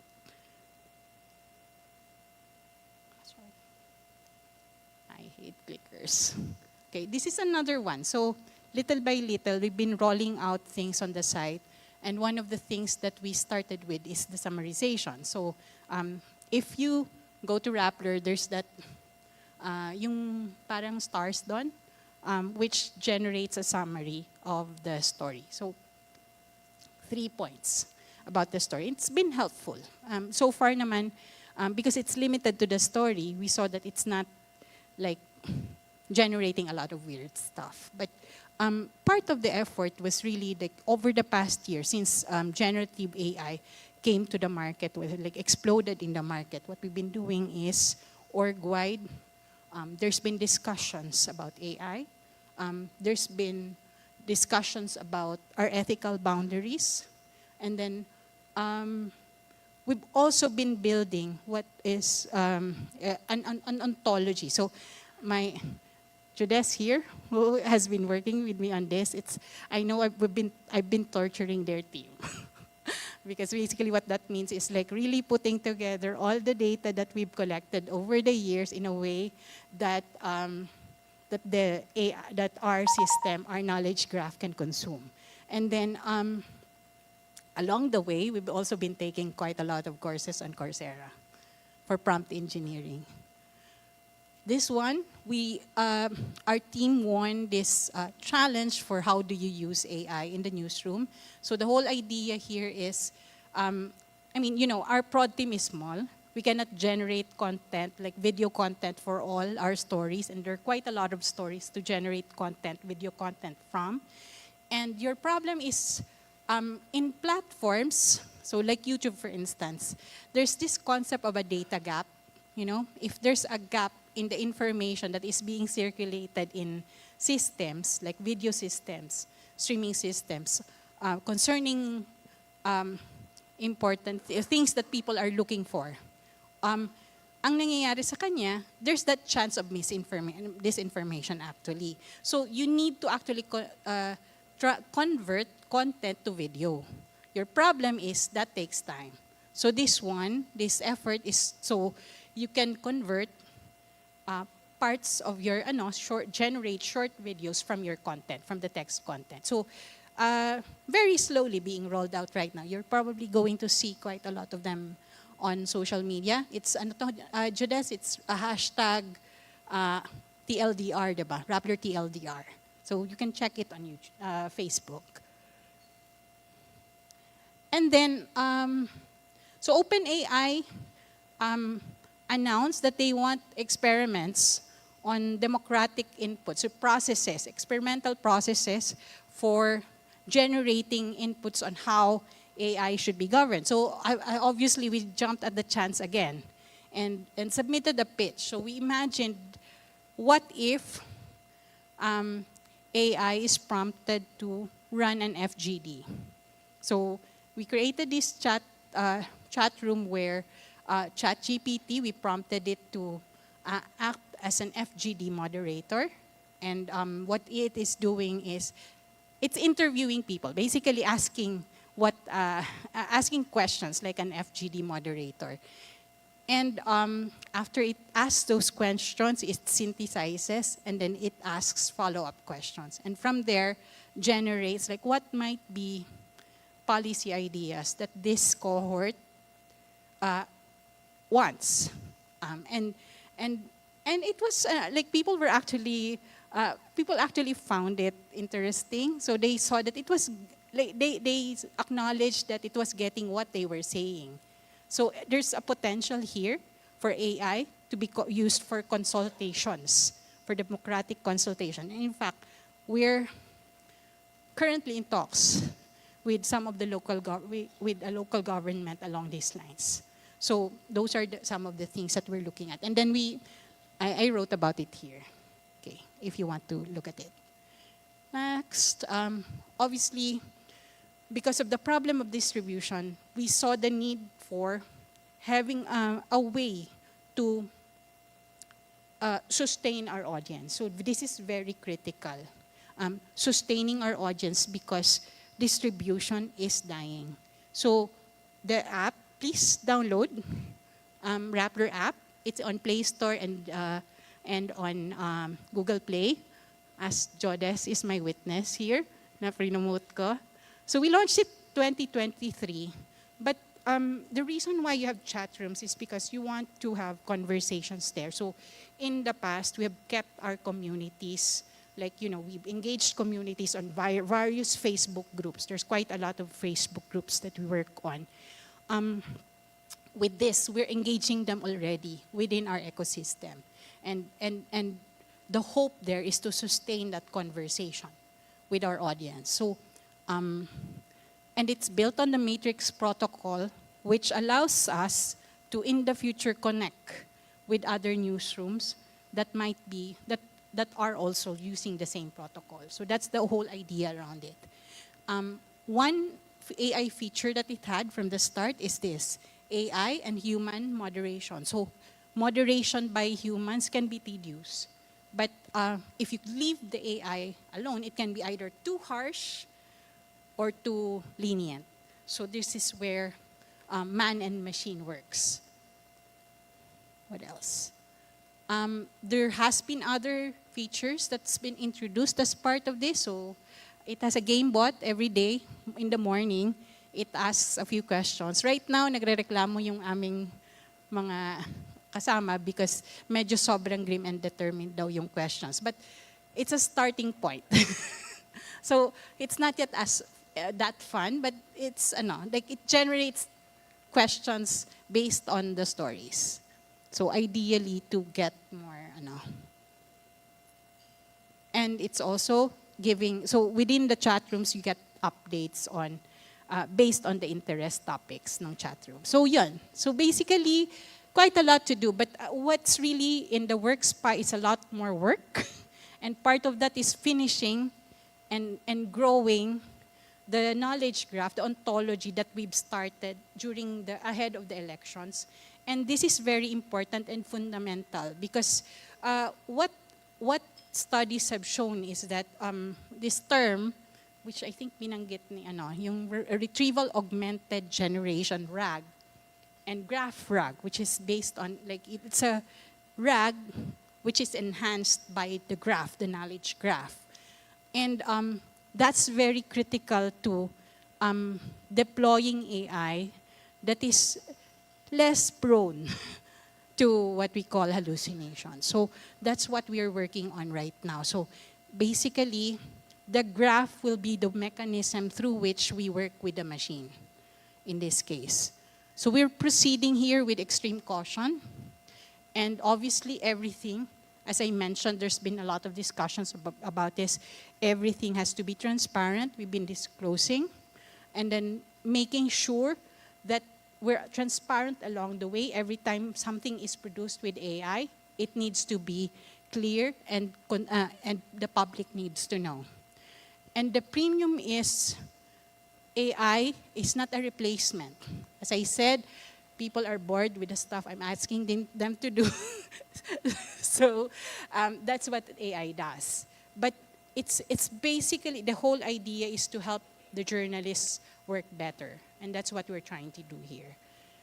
So conclusion, okay, distribution is a problem. It's very important to think of distribution that is independent of big tech.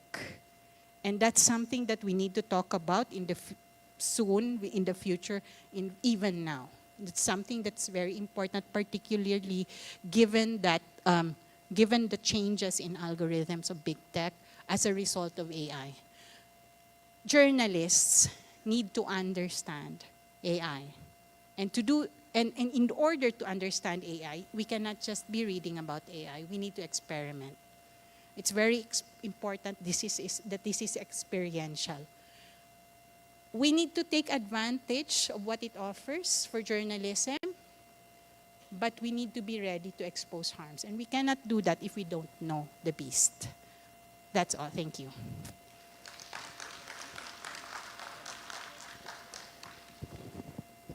Thank you very much. That's a lot to take in. I'm happy to confirm that our 4 speakers are indeed human, not AI, because none of them followed my prompt to keep it to 12 minutes. But really, that was unfair on my part. There is so much to share, and I'm sure many of you have questions to ask. So I'd like you to know that I've been allowed to move our session all the way up to 11:40 a.m. tomorrow. Okay, so I'm going to ask our 4 experts, please, to take their seats here on the stage. Gemma and Karol, can you sit in the center, please? And then we're going to have questions, okay? We have, where are the mics? Do we have any mics in the room? Yeah. So we'll have people going around with the microphones. I forgot to tell you some of the ground rules. The presentations will be provided to you in the form of PDF copies. We're still following the Chatham rules, which essentially is if you need to quote, no attribution. But if you want attribution, you can just simply approach our panelists for their permission. All right? Questions? Okay. Howie? Yeah, Howie Severino sa PCIJ and also GMA7. Maraming salamat, no? I mean, it's been a overload of information and issues, no? And a lot of concerns, no? So it's hard for me to figure out what to ask first. But nabanggit ng isa sa inyo, or maybe several of you, you know, one of the easiest things to adopt as an AI tool is transcribing. These transcribing tools. Many of us are probably using them already and making our jobs much easier. No? I've been asked this because GMA7 has been using transcribing tools for a while now. I've been asked whether it poses any kind of risk in terms of putting all of our interviews out there. Are they being scraped? Are they being used now? Are they becoming part of this vast data set that all of these AI tools need, no, to function? And corollary questions are there protections? Are there ways of arranging with the tech companies to not to use? Because the interviews that news organizations have with sources eventually end up in a public domain, but not all. Kasi when you interview somebody, they may say, oh, this is off the record, but you're continuing to record, and if you hand that over to a transcribing tool, that's going to be transcribed as well. You're not going to air that, but the transcribing tool already has it in their database. No? So any thoughts about that, how to protect our transcripts, our interviews? Thank you. In the interest of having more time for questions, I'm going to ask just two of the panelists to answer this first question. So Gemma, and who'd like to take a crack at it? And Doc. Gemma, please.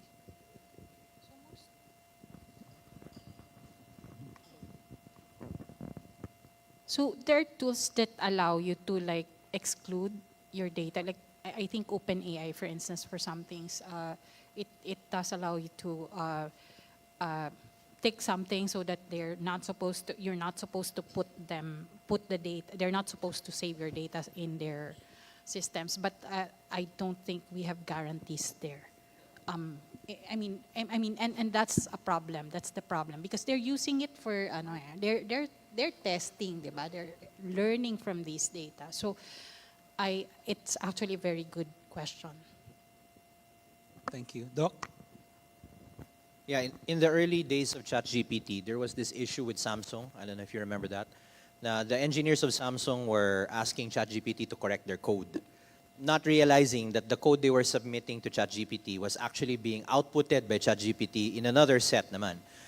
So certainly that's a risk. Anything you send to the internet will get stored in their server. But maybe we draw the line with liability. So if you feel that your data was compromised, you at least have someone to complain to. Unfortunately, it's an ongoing debate. For example, the New York Times is currently suing OpenAI for use of their content, most of which is public domain, pero it violates their terms of service. Now, we never really agreed that training a model with our content constitutes a fair use of the technology. So it doesn't give us any assurances, but at least you have someone to complain to. And I believe this is another debate with the legal side. The rules on intellectual property need to be changed now because it does not cover training AI. That's a ambiguous, parang, that's the Getty Images versus Stability AI lawsuit. Na sabi ni Stability, we didn't naman copy your images, but you trained it, sabi ni Getty, and you didn't pay us to do that. So that's a murky debate right now. Thank you. Next question, please. Yes, please.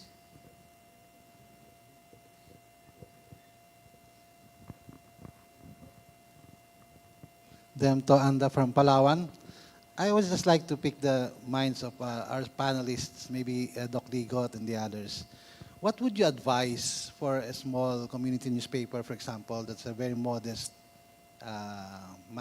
manpower to dive into AI technologies in terms of a linear workflow? Where do we start? We have a setup like a one-person IT in the office, essentially. We're not like Rappler with so many people who can work on it, and a whole AI unit to explore AI as a tool. What would you advise a small outfit like us? I'd like to ask Doc and then maybe Karol. Sige, so I believe this was asked during the PPI summit also. I think there's no escaping the, Gemma mentioned this, the power of social media to basically control distribution. That's a very, very clear and present danger and opportunity for small outfits, because you have a targeted community of circulation. If that were to disappear, then wala ka ng revenue, right? So my first advice is to look at your revenue model, which is a direct result of your content model. And sometimes you might have to come up with more varied content. Now, that's on the flip side naman, one thing AI can be useful for.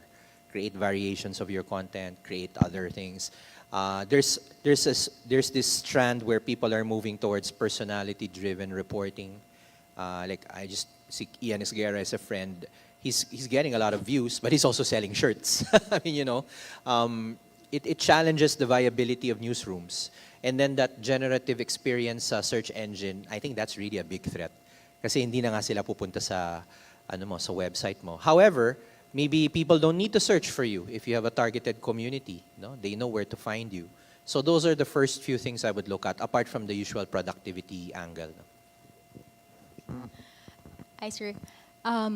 Siguro po parang on the practical side, and this is based again on the study, ang major takeaway ko po, actually a lot of the news outlets that I spoke with, yung newsroom leaders nila, these are small newsrooms also. So my takeaway is they looked at parang ano yung pain points in terms of, reporting, kung transcribing man yan, or let's say, for example, producing material for social media. So, nahanap nila yung pain points na yon. So, that relieves them of yung time na dapat yun, pwede nilang mas gamitin for, yun nga, where mas kailangan nilang mag-iisip or more for analysis or para mas makapag-produce sila ng more in-depth reports, for example.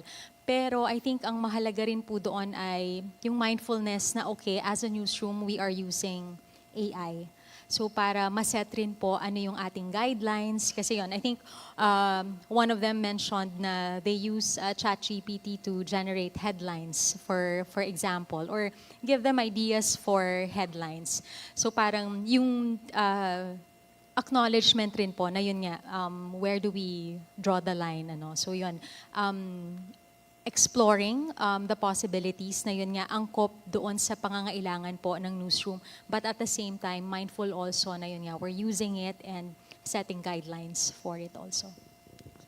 Thank you. And if you have a show, you can use tools like Opus Clips, for instance, to within a matter of minutes generate clips, short clips that you can now feed on social media. No? So there are many of these things. Sorry, the gentleman over there, I can't see very well. Yes, please. Yes. Magandang umaga po. Gemma po from the UP Las Bañas College of Developing Communication. I would like to address this question to Ma'am Karol bilang kapwa academic. No?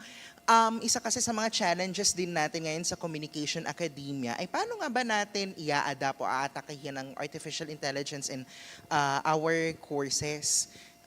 Kasi syempre, ilan po sa mga kasamahan namin sa aming hanay sa komunikasyong pangkaunlaran, ang isa sa pinakapangamba namin is baka yung mga estudyante, yung ating mga communication and journalism students, ang gawin na lang, lahat ng outputs nila, idaan na lang sa AI. So, baka hindi na sila marunong magsulat, hindi na sila marunong mag-analyze, mag-crunch ng data. So, sa inyo pong palagay, ma'am, saan po kaya mga level ng ating communication and journalism curricula natin pwedeng ipasok ang AI at saan mga level naman dapat bawal ang AI? Is it, kung halimbawa, sa fundamental courses po ba, yung mga first year, second year courses, wag muna. Pero as they go higher at mas complex yung mga kailangan nilang gawin, should we allow it? Ano po ang inyong palagay? Thank you. Carol, I'd also like to ask the other academic, Professor Christian, to also join the conversation. Carol, please. Hi, sir. Thank you for the question. Yan ay obviously pinag-uusapan po natin yan in the academe.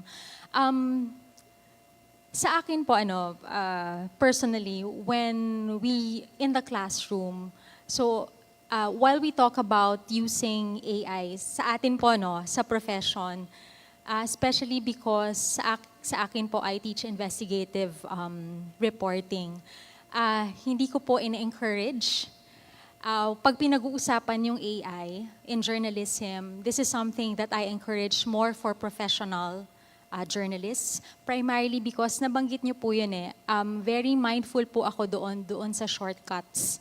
So think of it this way, when you write an academic paper, di po ba pag nagsulat tayo ng review of related literature, babasahin mo yun lahat, ikaw magsisynthesize sa'yo. If you use ChatGPT or any AI tool, ang dali niya kasi na-compile niya na yung publicly available na material. So I think ang laking bagay nung nalagpasan mo yon, na nag-shortcut ka. So for me yun po, parang pag pinag-uusapan po yung AI, mas siguro po yun, yung konteksto ng professional journalist na nagtatrabaho na mas aware po tayo doon sa maaring risks or maaring hindi ma-capture din ng AI. But obviously, this is something na hindi naman po natin mapipigilan yung ating mga estudyante. Pero yun po yung what I try to highlight also, yung shortcut, very dangerous po yun, especially in the context of journalism kasi ang dami mong hindi mo maintindihan yung nuances, for example, of a lot of issues. Yeah, so actually, ang education sector yung isa sa mga medyo na-disrupt ng generative AI in particular. Kaya actually, mga 1 year na madaming discussions on AI in education actually. Now, actually, gusto ko lang dagdagan yung sinabi ni Ma'am Karol na sa ChatGPT, pwede mong pagawa ng review of related literature, pero karamihan doon mali yung mga sources, invento. Okay? Now, personally, so nagtuturo ako, actually kahapon lang, nagbawa ko ng exam. So, ang exam ko is coding. Ang code, madaling makapagawa yan sa ChatGPT sa mga LLM. So, ang ginagawa ko is, yung paggawa ko ng problem, designed na kulang ng context, na kapag kinapi-paste mo lang siya doon, for example, sa ChatGPT, di bibigay siya yung sagot. At alam mo yun ng mga students ko. So, may mga paraan naman para i-work around yung mga ganung issue. Thank you. Yes, sir? Magandang umaga po. I'm Mr. Henry Maceda from PBN Broadcasting Network, a broadcast journalist. Ma'am, pwede bang mabigyan niyo kami ng tip on how to use AIs on radio and radio broadcasting? Although I see a possibilities in using out of it, but I also see a problem in the future. Kasi doon po sa mga speeches ninyo, mga PowerPoint ninyo, na-manipulate yung boses, yung mukha. How about in radio? Can be easily manipulated. And that voices can be used to malign somebody on air, no? Probably in the future, or maybe today.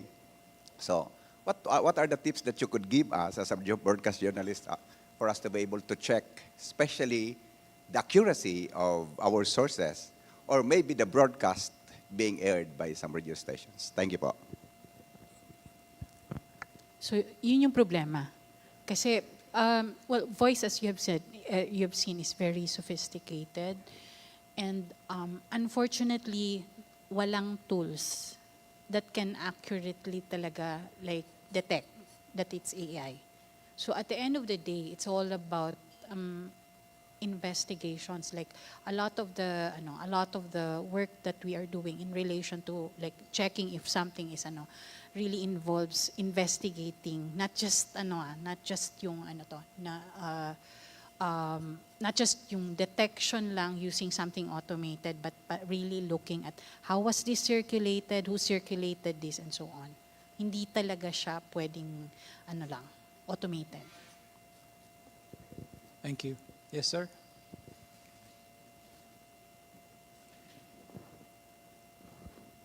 Good morning po sa lahat. No? I'm Raymond Lintag, DXNO 97.5 from Basilan, Mindanao. And regarding po dito sa ChatGPT, no, I'm actually asking the significance of other applications that are on the market. No? Kasi when we try to request ChatGPT to generate, like for example, an article, so as soon as it generates the article, there are times that we modify the entire article. We do not accept it as it is in its entirety. But there are times ChatGPT gives us a very complete, concise, and no need to modify, and we can use it as a whole. No? And there's another app which actually detects whether this article are purely AI generated. It says 100% AI generated.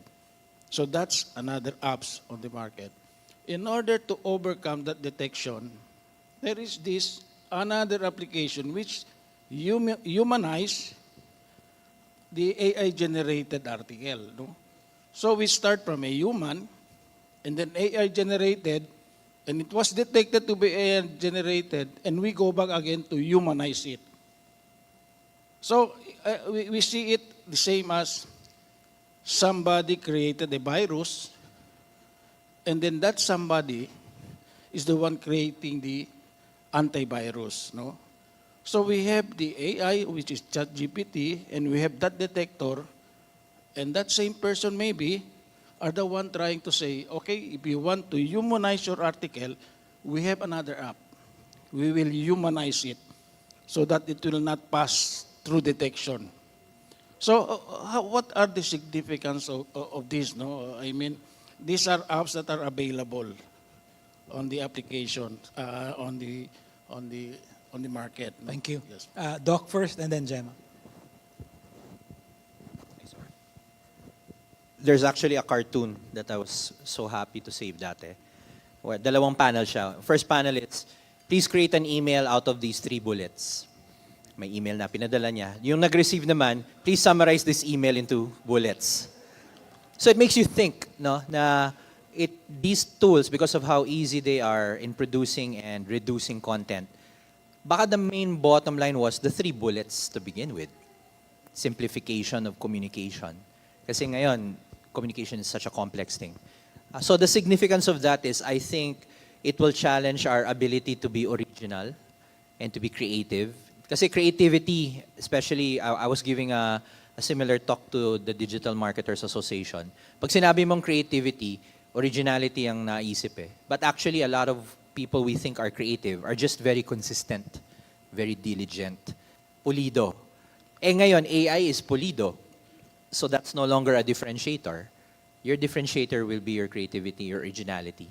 So I think that's now challenging us in this sector primarily. How do we be more original?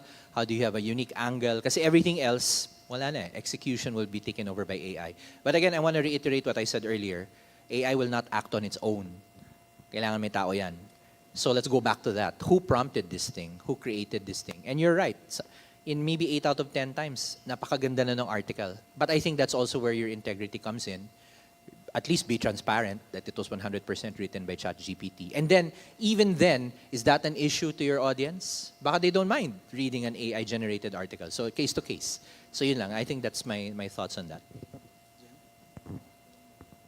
So one of the things that we noticed actually when you're using it, it tends to, it's actually great. It sounds very, diba? Like parang authoritative because of the style of writing. Pero when you look at it, and John has shown some examples, you lose a lot of nuances actually when you're using AI. So for a newsroom, and this is a use case for a newsroom where parang konti lang yung resources, di ba? You can look at it as you have a contributor, for instance, who contributed something na medyo nahihirapan ka maintindihan. I mean, that's one thing the AI is good for, like coming up with something out of that thing which would have cost you like 2 hours of work for a human being. But you need to go back to it and look at the details of it. And then that's where you make the corrections because that hindi magaling sa details yung AI. Thank you. Yes, ma'am.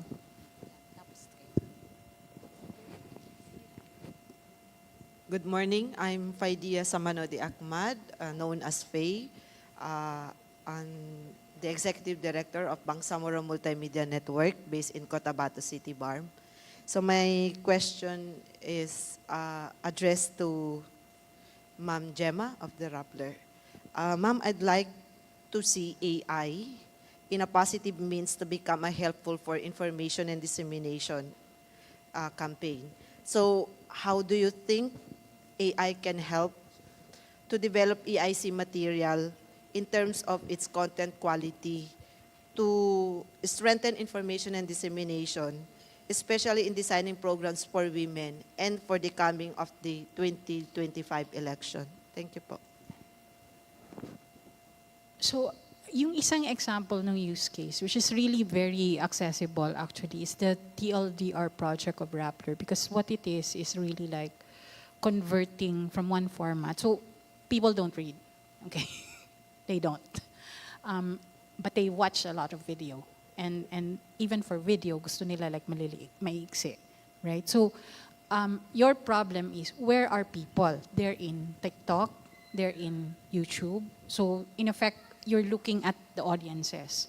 And we need to communicate to the audiences pa rin within those systems. But your problem is, you don't have a lot of resources for producing video. So that's one way to like make those things, that content accessible outside of yung usual mong mga audiences, like using content, using that system. And it's there's a lot of tools that you can use for that to convert like an article into something na in video format. So that's one particular use case. Sige. Next question. Ako ang prenup ni John to be the moderator. Julia, tama? Yes, sir. Good morning. Julia Lipala, Inquirer. Kanina sa discussion kasi naisip ko lang, paano yung mga medyo way behind when it comes to digitalization? Kumbaga kahit nga TikTok, ang hirap pang i-download sa mga areas. I'm talking about the areas of some parts of the Bangsamoro Autonomous Region in Muslim Mindanao. Although marami namang mga chief executive na naka-Starlink, pero when it comes to its people, hindi talaga ganun ka-massive. Kaya nga ngayon, ang question ko, paano nyo mapupursee yung scenario ng this coming 2025 election where you have mga political operators na talagang desperado na ginagamit na yung mga AI.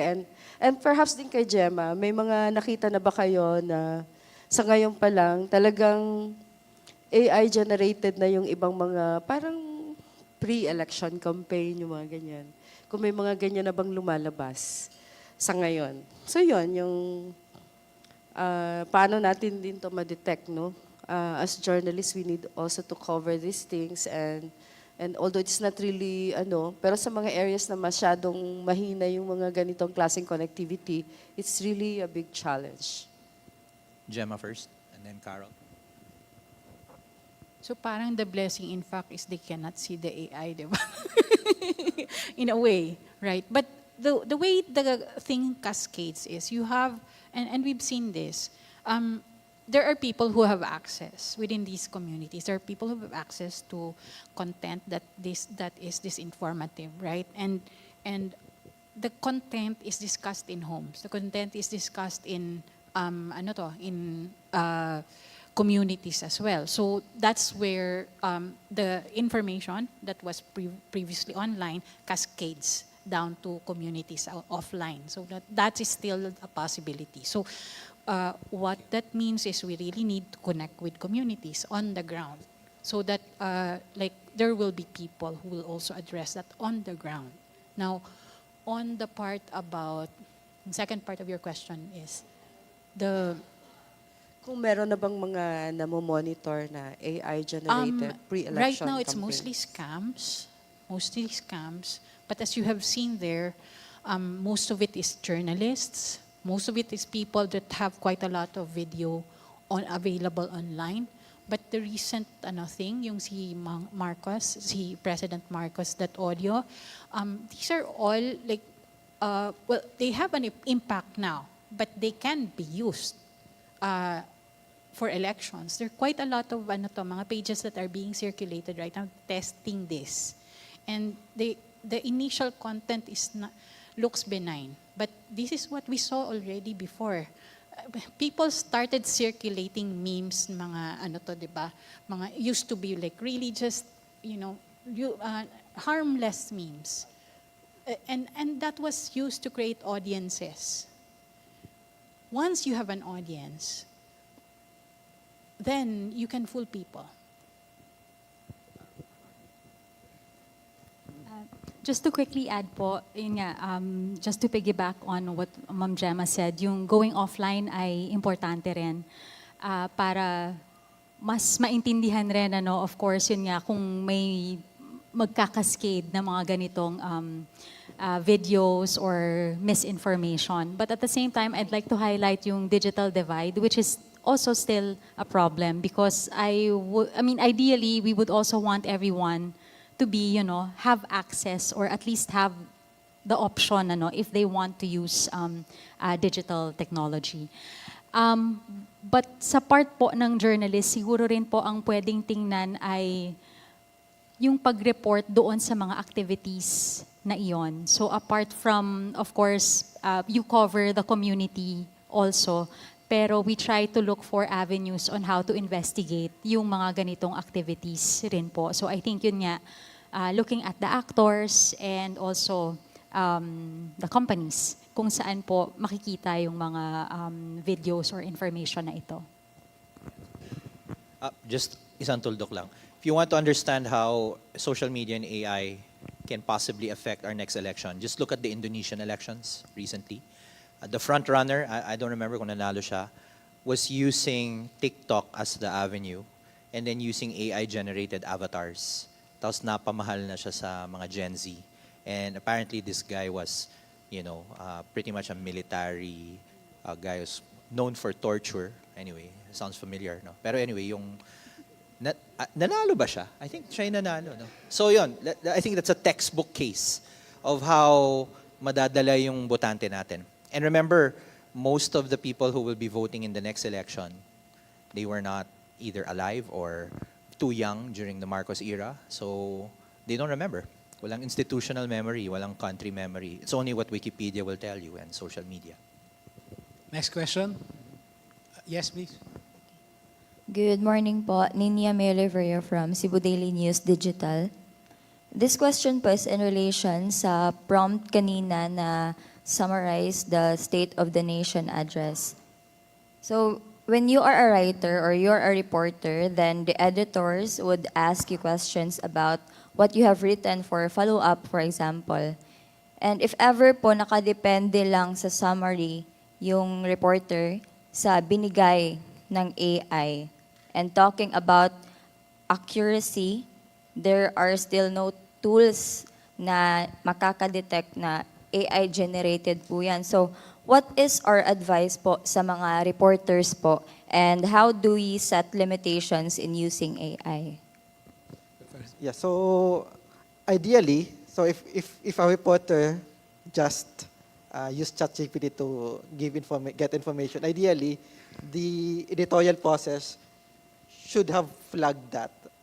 All right. So ideally, the better use case would be to use that as a starting point of the process, and from there, use that as to get more sources, and be able to prioritize. So I think that's a better way of using ChatGPT and these tools. So and hopefully the editorial process would flag that. Thank you. Okay. Magandang umaga po. Darcy De Galicia po from Southern Tagalog. Very much powerful and sabi nga, let's start to adopt AI as finishing tools. So, very light lang po yung aking question. Kapag po ba ako ay nagsusulat at yung finishing touches, for example, inilagay ko doon sa AI, ang tanong ko po ay who owns the right and of the content? Kasi po yung parang yung pride ko po ay parang double byline na kami. Kayo po mapupunta yung right sa kanya or yung raw materials ay galing sa akin and ini-apply ko po dun sa AI tools. So, para po ba yung integrity ng pagsusulat ko ay nawala na sa akin? Kakalahati na lang. Tama po ba? Christian and then Doc. Okay, so I think for the copyright, you own the copyright, right? But they could store the data and use that to train. So, then, medyo, dating is parang din gumamit ang grammar checker. So, in some ways, kung ganun mo siya ginamit, ikaw pa rin gumawa. So, medyo okay lang din naman sa mga loob mo.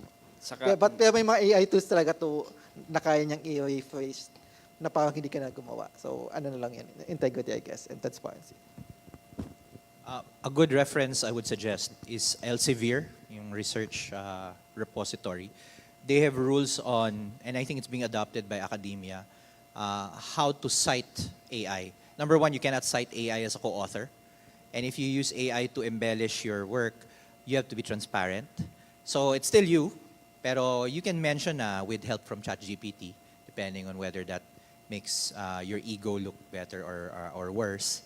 And then finally, they made a fine line about, yes, you can use AI to rewrite or write components of your manuscript as long as the idea came from you. No? And I think that's the fine line. Pag humingi ka na sa AI ng opinions or ideas and then you run with it, then in a way that's a little bit of plagiarism already. No? But that applies to academia.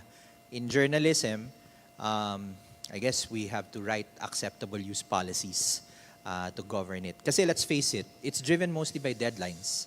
You need to run a story in 30 minutes. Paano ka, di ba? ChatGPT na, or not. So I feel that those protocols need to be set in stone. No?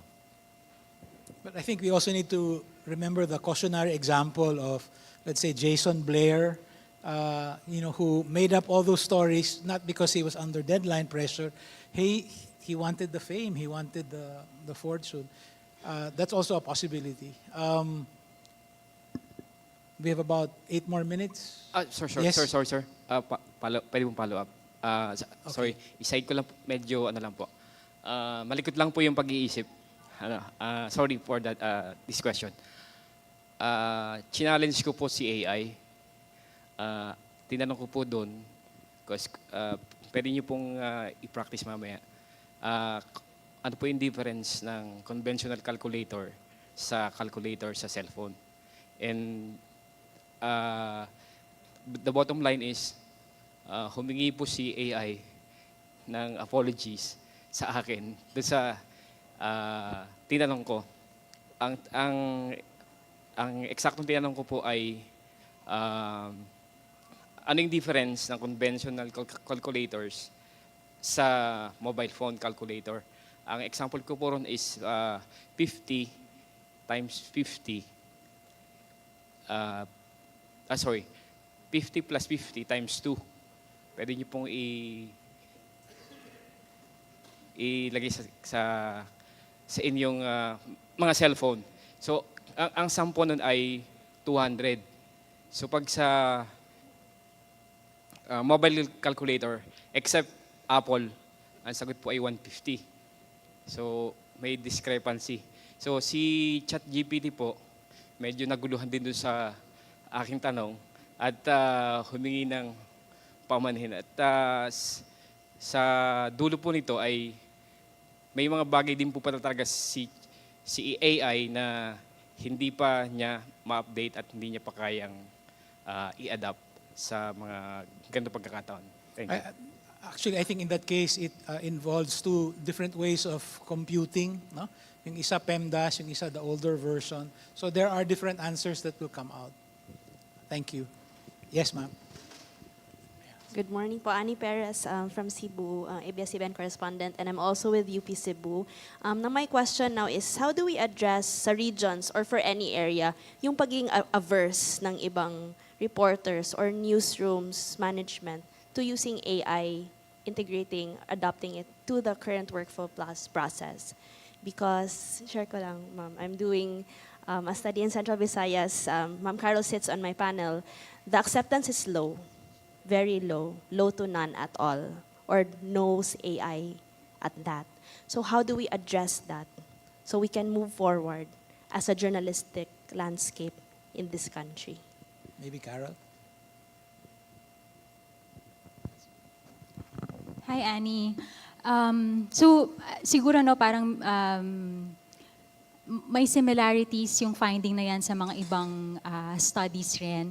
Ang palagay ko, while of course, I think yung conversation natin ngayon, while we acknowledge yung use or pwedeng advantage ng AI sa trabaho natin, very cautious rin tayo. Kaya lang babalikan ko yung isang punto kanina, I think it was J. Mark, na parang hindi kailangan mo siyang i-practice kasi, no? Para mas maintindihan mo or maybe yun nga, mas maging less averse to the technology. Kasi mas maintindihan mo na, ay hindi pala niya ako mapapalitan kasi ang dami niya palang hindi alam or ayun nga, nag-apologize pa nga kay Sir, kasi yun. So yun, I think the first step is to maybe try or yung at least yung awareness. So siguro sa parting ito makakatulong yung newsroom management na baka kailangang i-acknowledge yung fact na yon na nandito na siya. So obviously, my challenges, my opportunities, but again, I go back doon sa kailangan mo siyang i-practice. So then you understand on your own na okay, so ito pala siya, it's a tool. It's a tool, yun. Gemma? I think the starting point is to discuss the policy within the newsroom. And this actually answers also the other question earlier. As long as it is clear and like this is discussed between management and the staff, like what is the policy of the newsroom when it comes to AI? Because at the end of the day, what the newsroom needs to acknowledge is this is whatever you publish, copyright mo yon as Christian said, and it is also your liability, potential liability, right? So basically, as long as you have that in place, which is why we published our AI policy, as long as you have that in place, you have the means to go moving forward. So parang ito na yung framework that will guide the newsroom on how to use these technologies and so on. Okay, if you will allow me, let me ask some quick questions and quick answers, please. No? Doc, you spoke about the importance of prompt engineering, and I think that's where the money is, right? In AI jobs, right? You need to be able to ask the right prompts. My question is, in your scheme, you identified for the newsroom 4 different types of responsibilities: builder, user, planner, trainer. Do they all need to master prompt engineering? So it's primarily for the user. Kasi yung mga builder, they'd probably know it on a more technical level. The planner, only with respect to ano ba yung proseso ninyo that needs to be automated. Pero ang gagawa pa rin yan will be the users. And of course, the trainers need to know how to teach it. Karol, I really found useful that technology adaptation framework that you are using, maybe we can use that to bring in newsrooms on board, right? So in terms of the journey to integration, asan na kaya tayo? Opo, so actually medyo nasa low po talaga yung adoption pa at this point, primarily because yun nga, I think since kasi nung na-launch yung ChatGPT, I think yung conversations po natin ay napunta doon sa either it's techno-solutionism or doomsday scenario naman. Pero siguro po ang mahalaga ay tingnan rin po natin ano ba yung pangangailangan. Kasi for example, there are investigative reports na you might not need AI at all, na specific to AI because maybe it's something that's not data driven. For instance, typically a lot of yung investigative projects na AI aided heavy on data. So I think mahalaga po yun, yung ma-identify yung need. So if ever man umabot po tayo dun sa integral siya, no, integrated siya, it's because kailangan siya. So it brings advantage talaga doon sa newsroom. So siguro po pwedeng mag-start, yun nga, as mentioned earlier, na tuloy po natin tong usapan na to kasi at the very least, malagpasan natin yung aversion or hindi inaalam yung technology. But yun nga, as mentioned, it's here. And makapal na po yung literature na it does aid journalism work. So yun, it's up to us to find a way on how to use it para gawin siyang leverage for our reporting. Thank you. Gem, you rightly pointed out that the problem with deepfakes, for instance, and other AI generated pieces of disinformation is also in the circulation. If I may quote you, you said, those who, we have a responsibility to, what's this? Those who generate crap have a responsibility. How are we doing on that? What's the next step as far as circulation is concerned? I think this is where actually this room has a role to play. So as long, very critical kasi that we still understand, not just the technology, the AI technology, but the distribution mechanisms. And at the end of the day kasi, it's about attribution eh. Sinong nagpakalat nito? Because yung taong nagpakalat nun, dun sa kay Philip, siya yung accountable for that. That was impersonation, diba? That was identity theft. And it is very important that we gather the data related to that. That's the work of the journalists eh. Yung mag-gather ng evidence, di ba? And then interpret the evidence. Basically tracing, parang ano lang to eh, parang follow the money. Ganon. Very important yon because again, hold those perpetrators accountable. Thank you. And Christian, we're talking about the disruptions created or caused by generative AI, but this is not general AI, right? Artificial general intelligence, that's when they take over. How close or how far are we from general AI? Supposedly several tens or probably more than that years away from now. But every time that you have this disruption, people might think that we're actually closer to it. So let's see. Okay, so Skynet will become self-aware very shortly. Unfortunately, we don't have any more time for questions. Thank you very much. Terrific questions. Thank you also for joining the conversation. Now we are all full-fledged members of the artificial intelligence movement. There's one more session before lunch. Thank you to our panelists and thank you to the audience.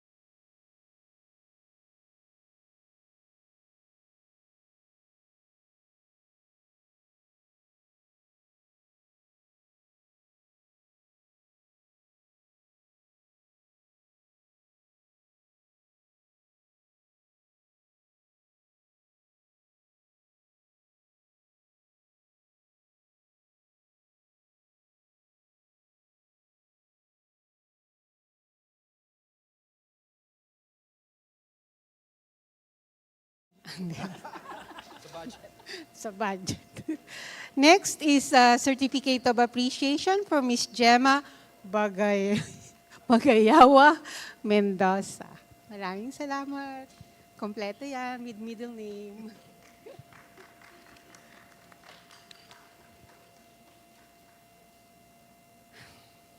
Ang susunod,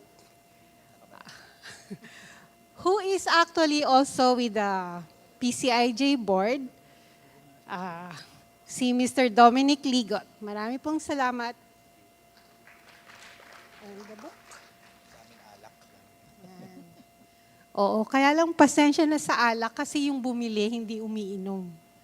So I have no idea kung anong klase yan, kung... Yan. Okay, thank you. And then of course the next one is for Doc Christian Alice, who's been helping us with some of the projects of PCIJ. Thank you so much. Ayan. Ay, hindi ka binigyan ng alak. So, libro lang daw sa'yo. So, palakpakan natin yung ating panel and Nery for that wonderful, especially the introduction, which is so innovative. So, maraming salamat sa inyong lahat. Thank you.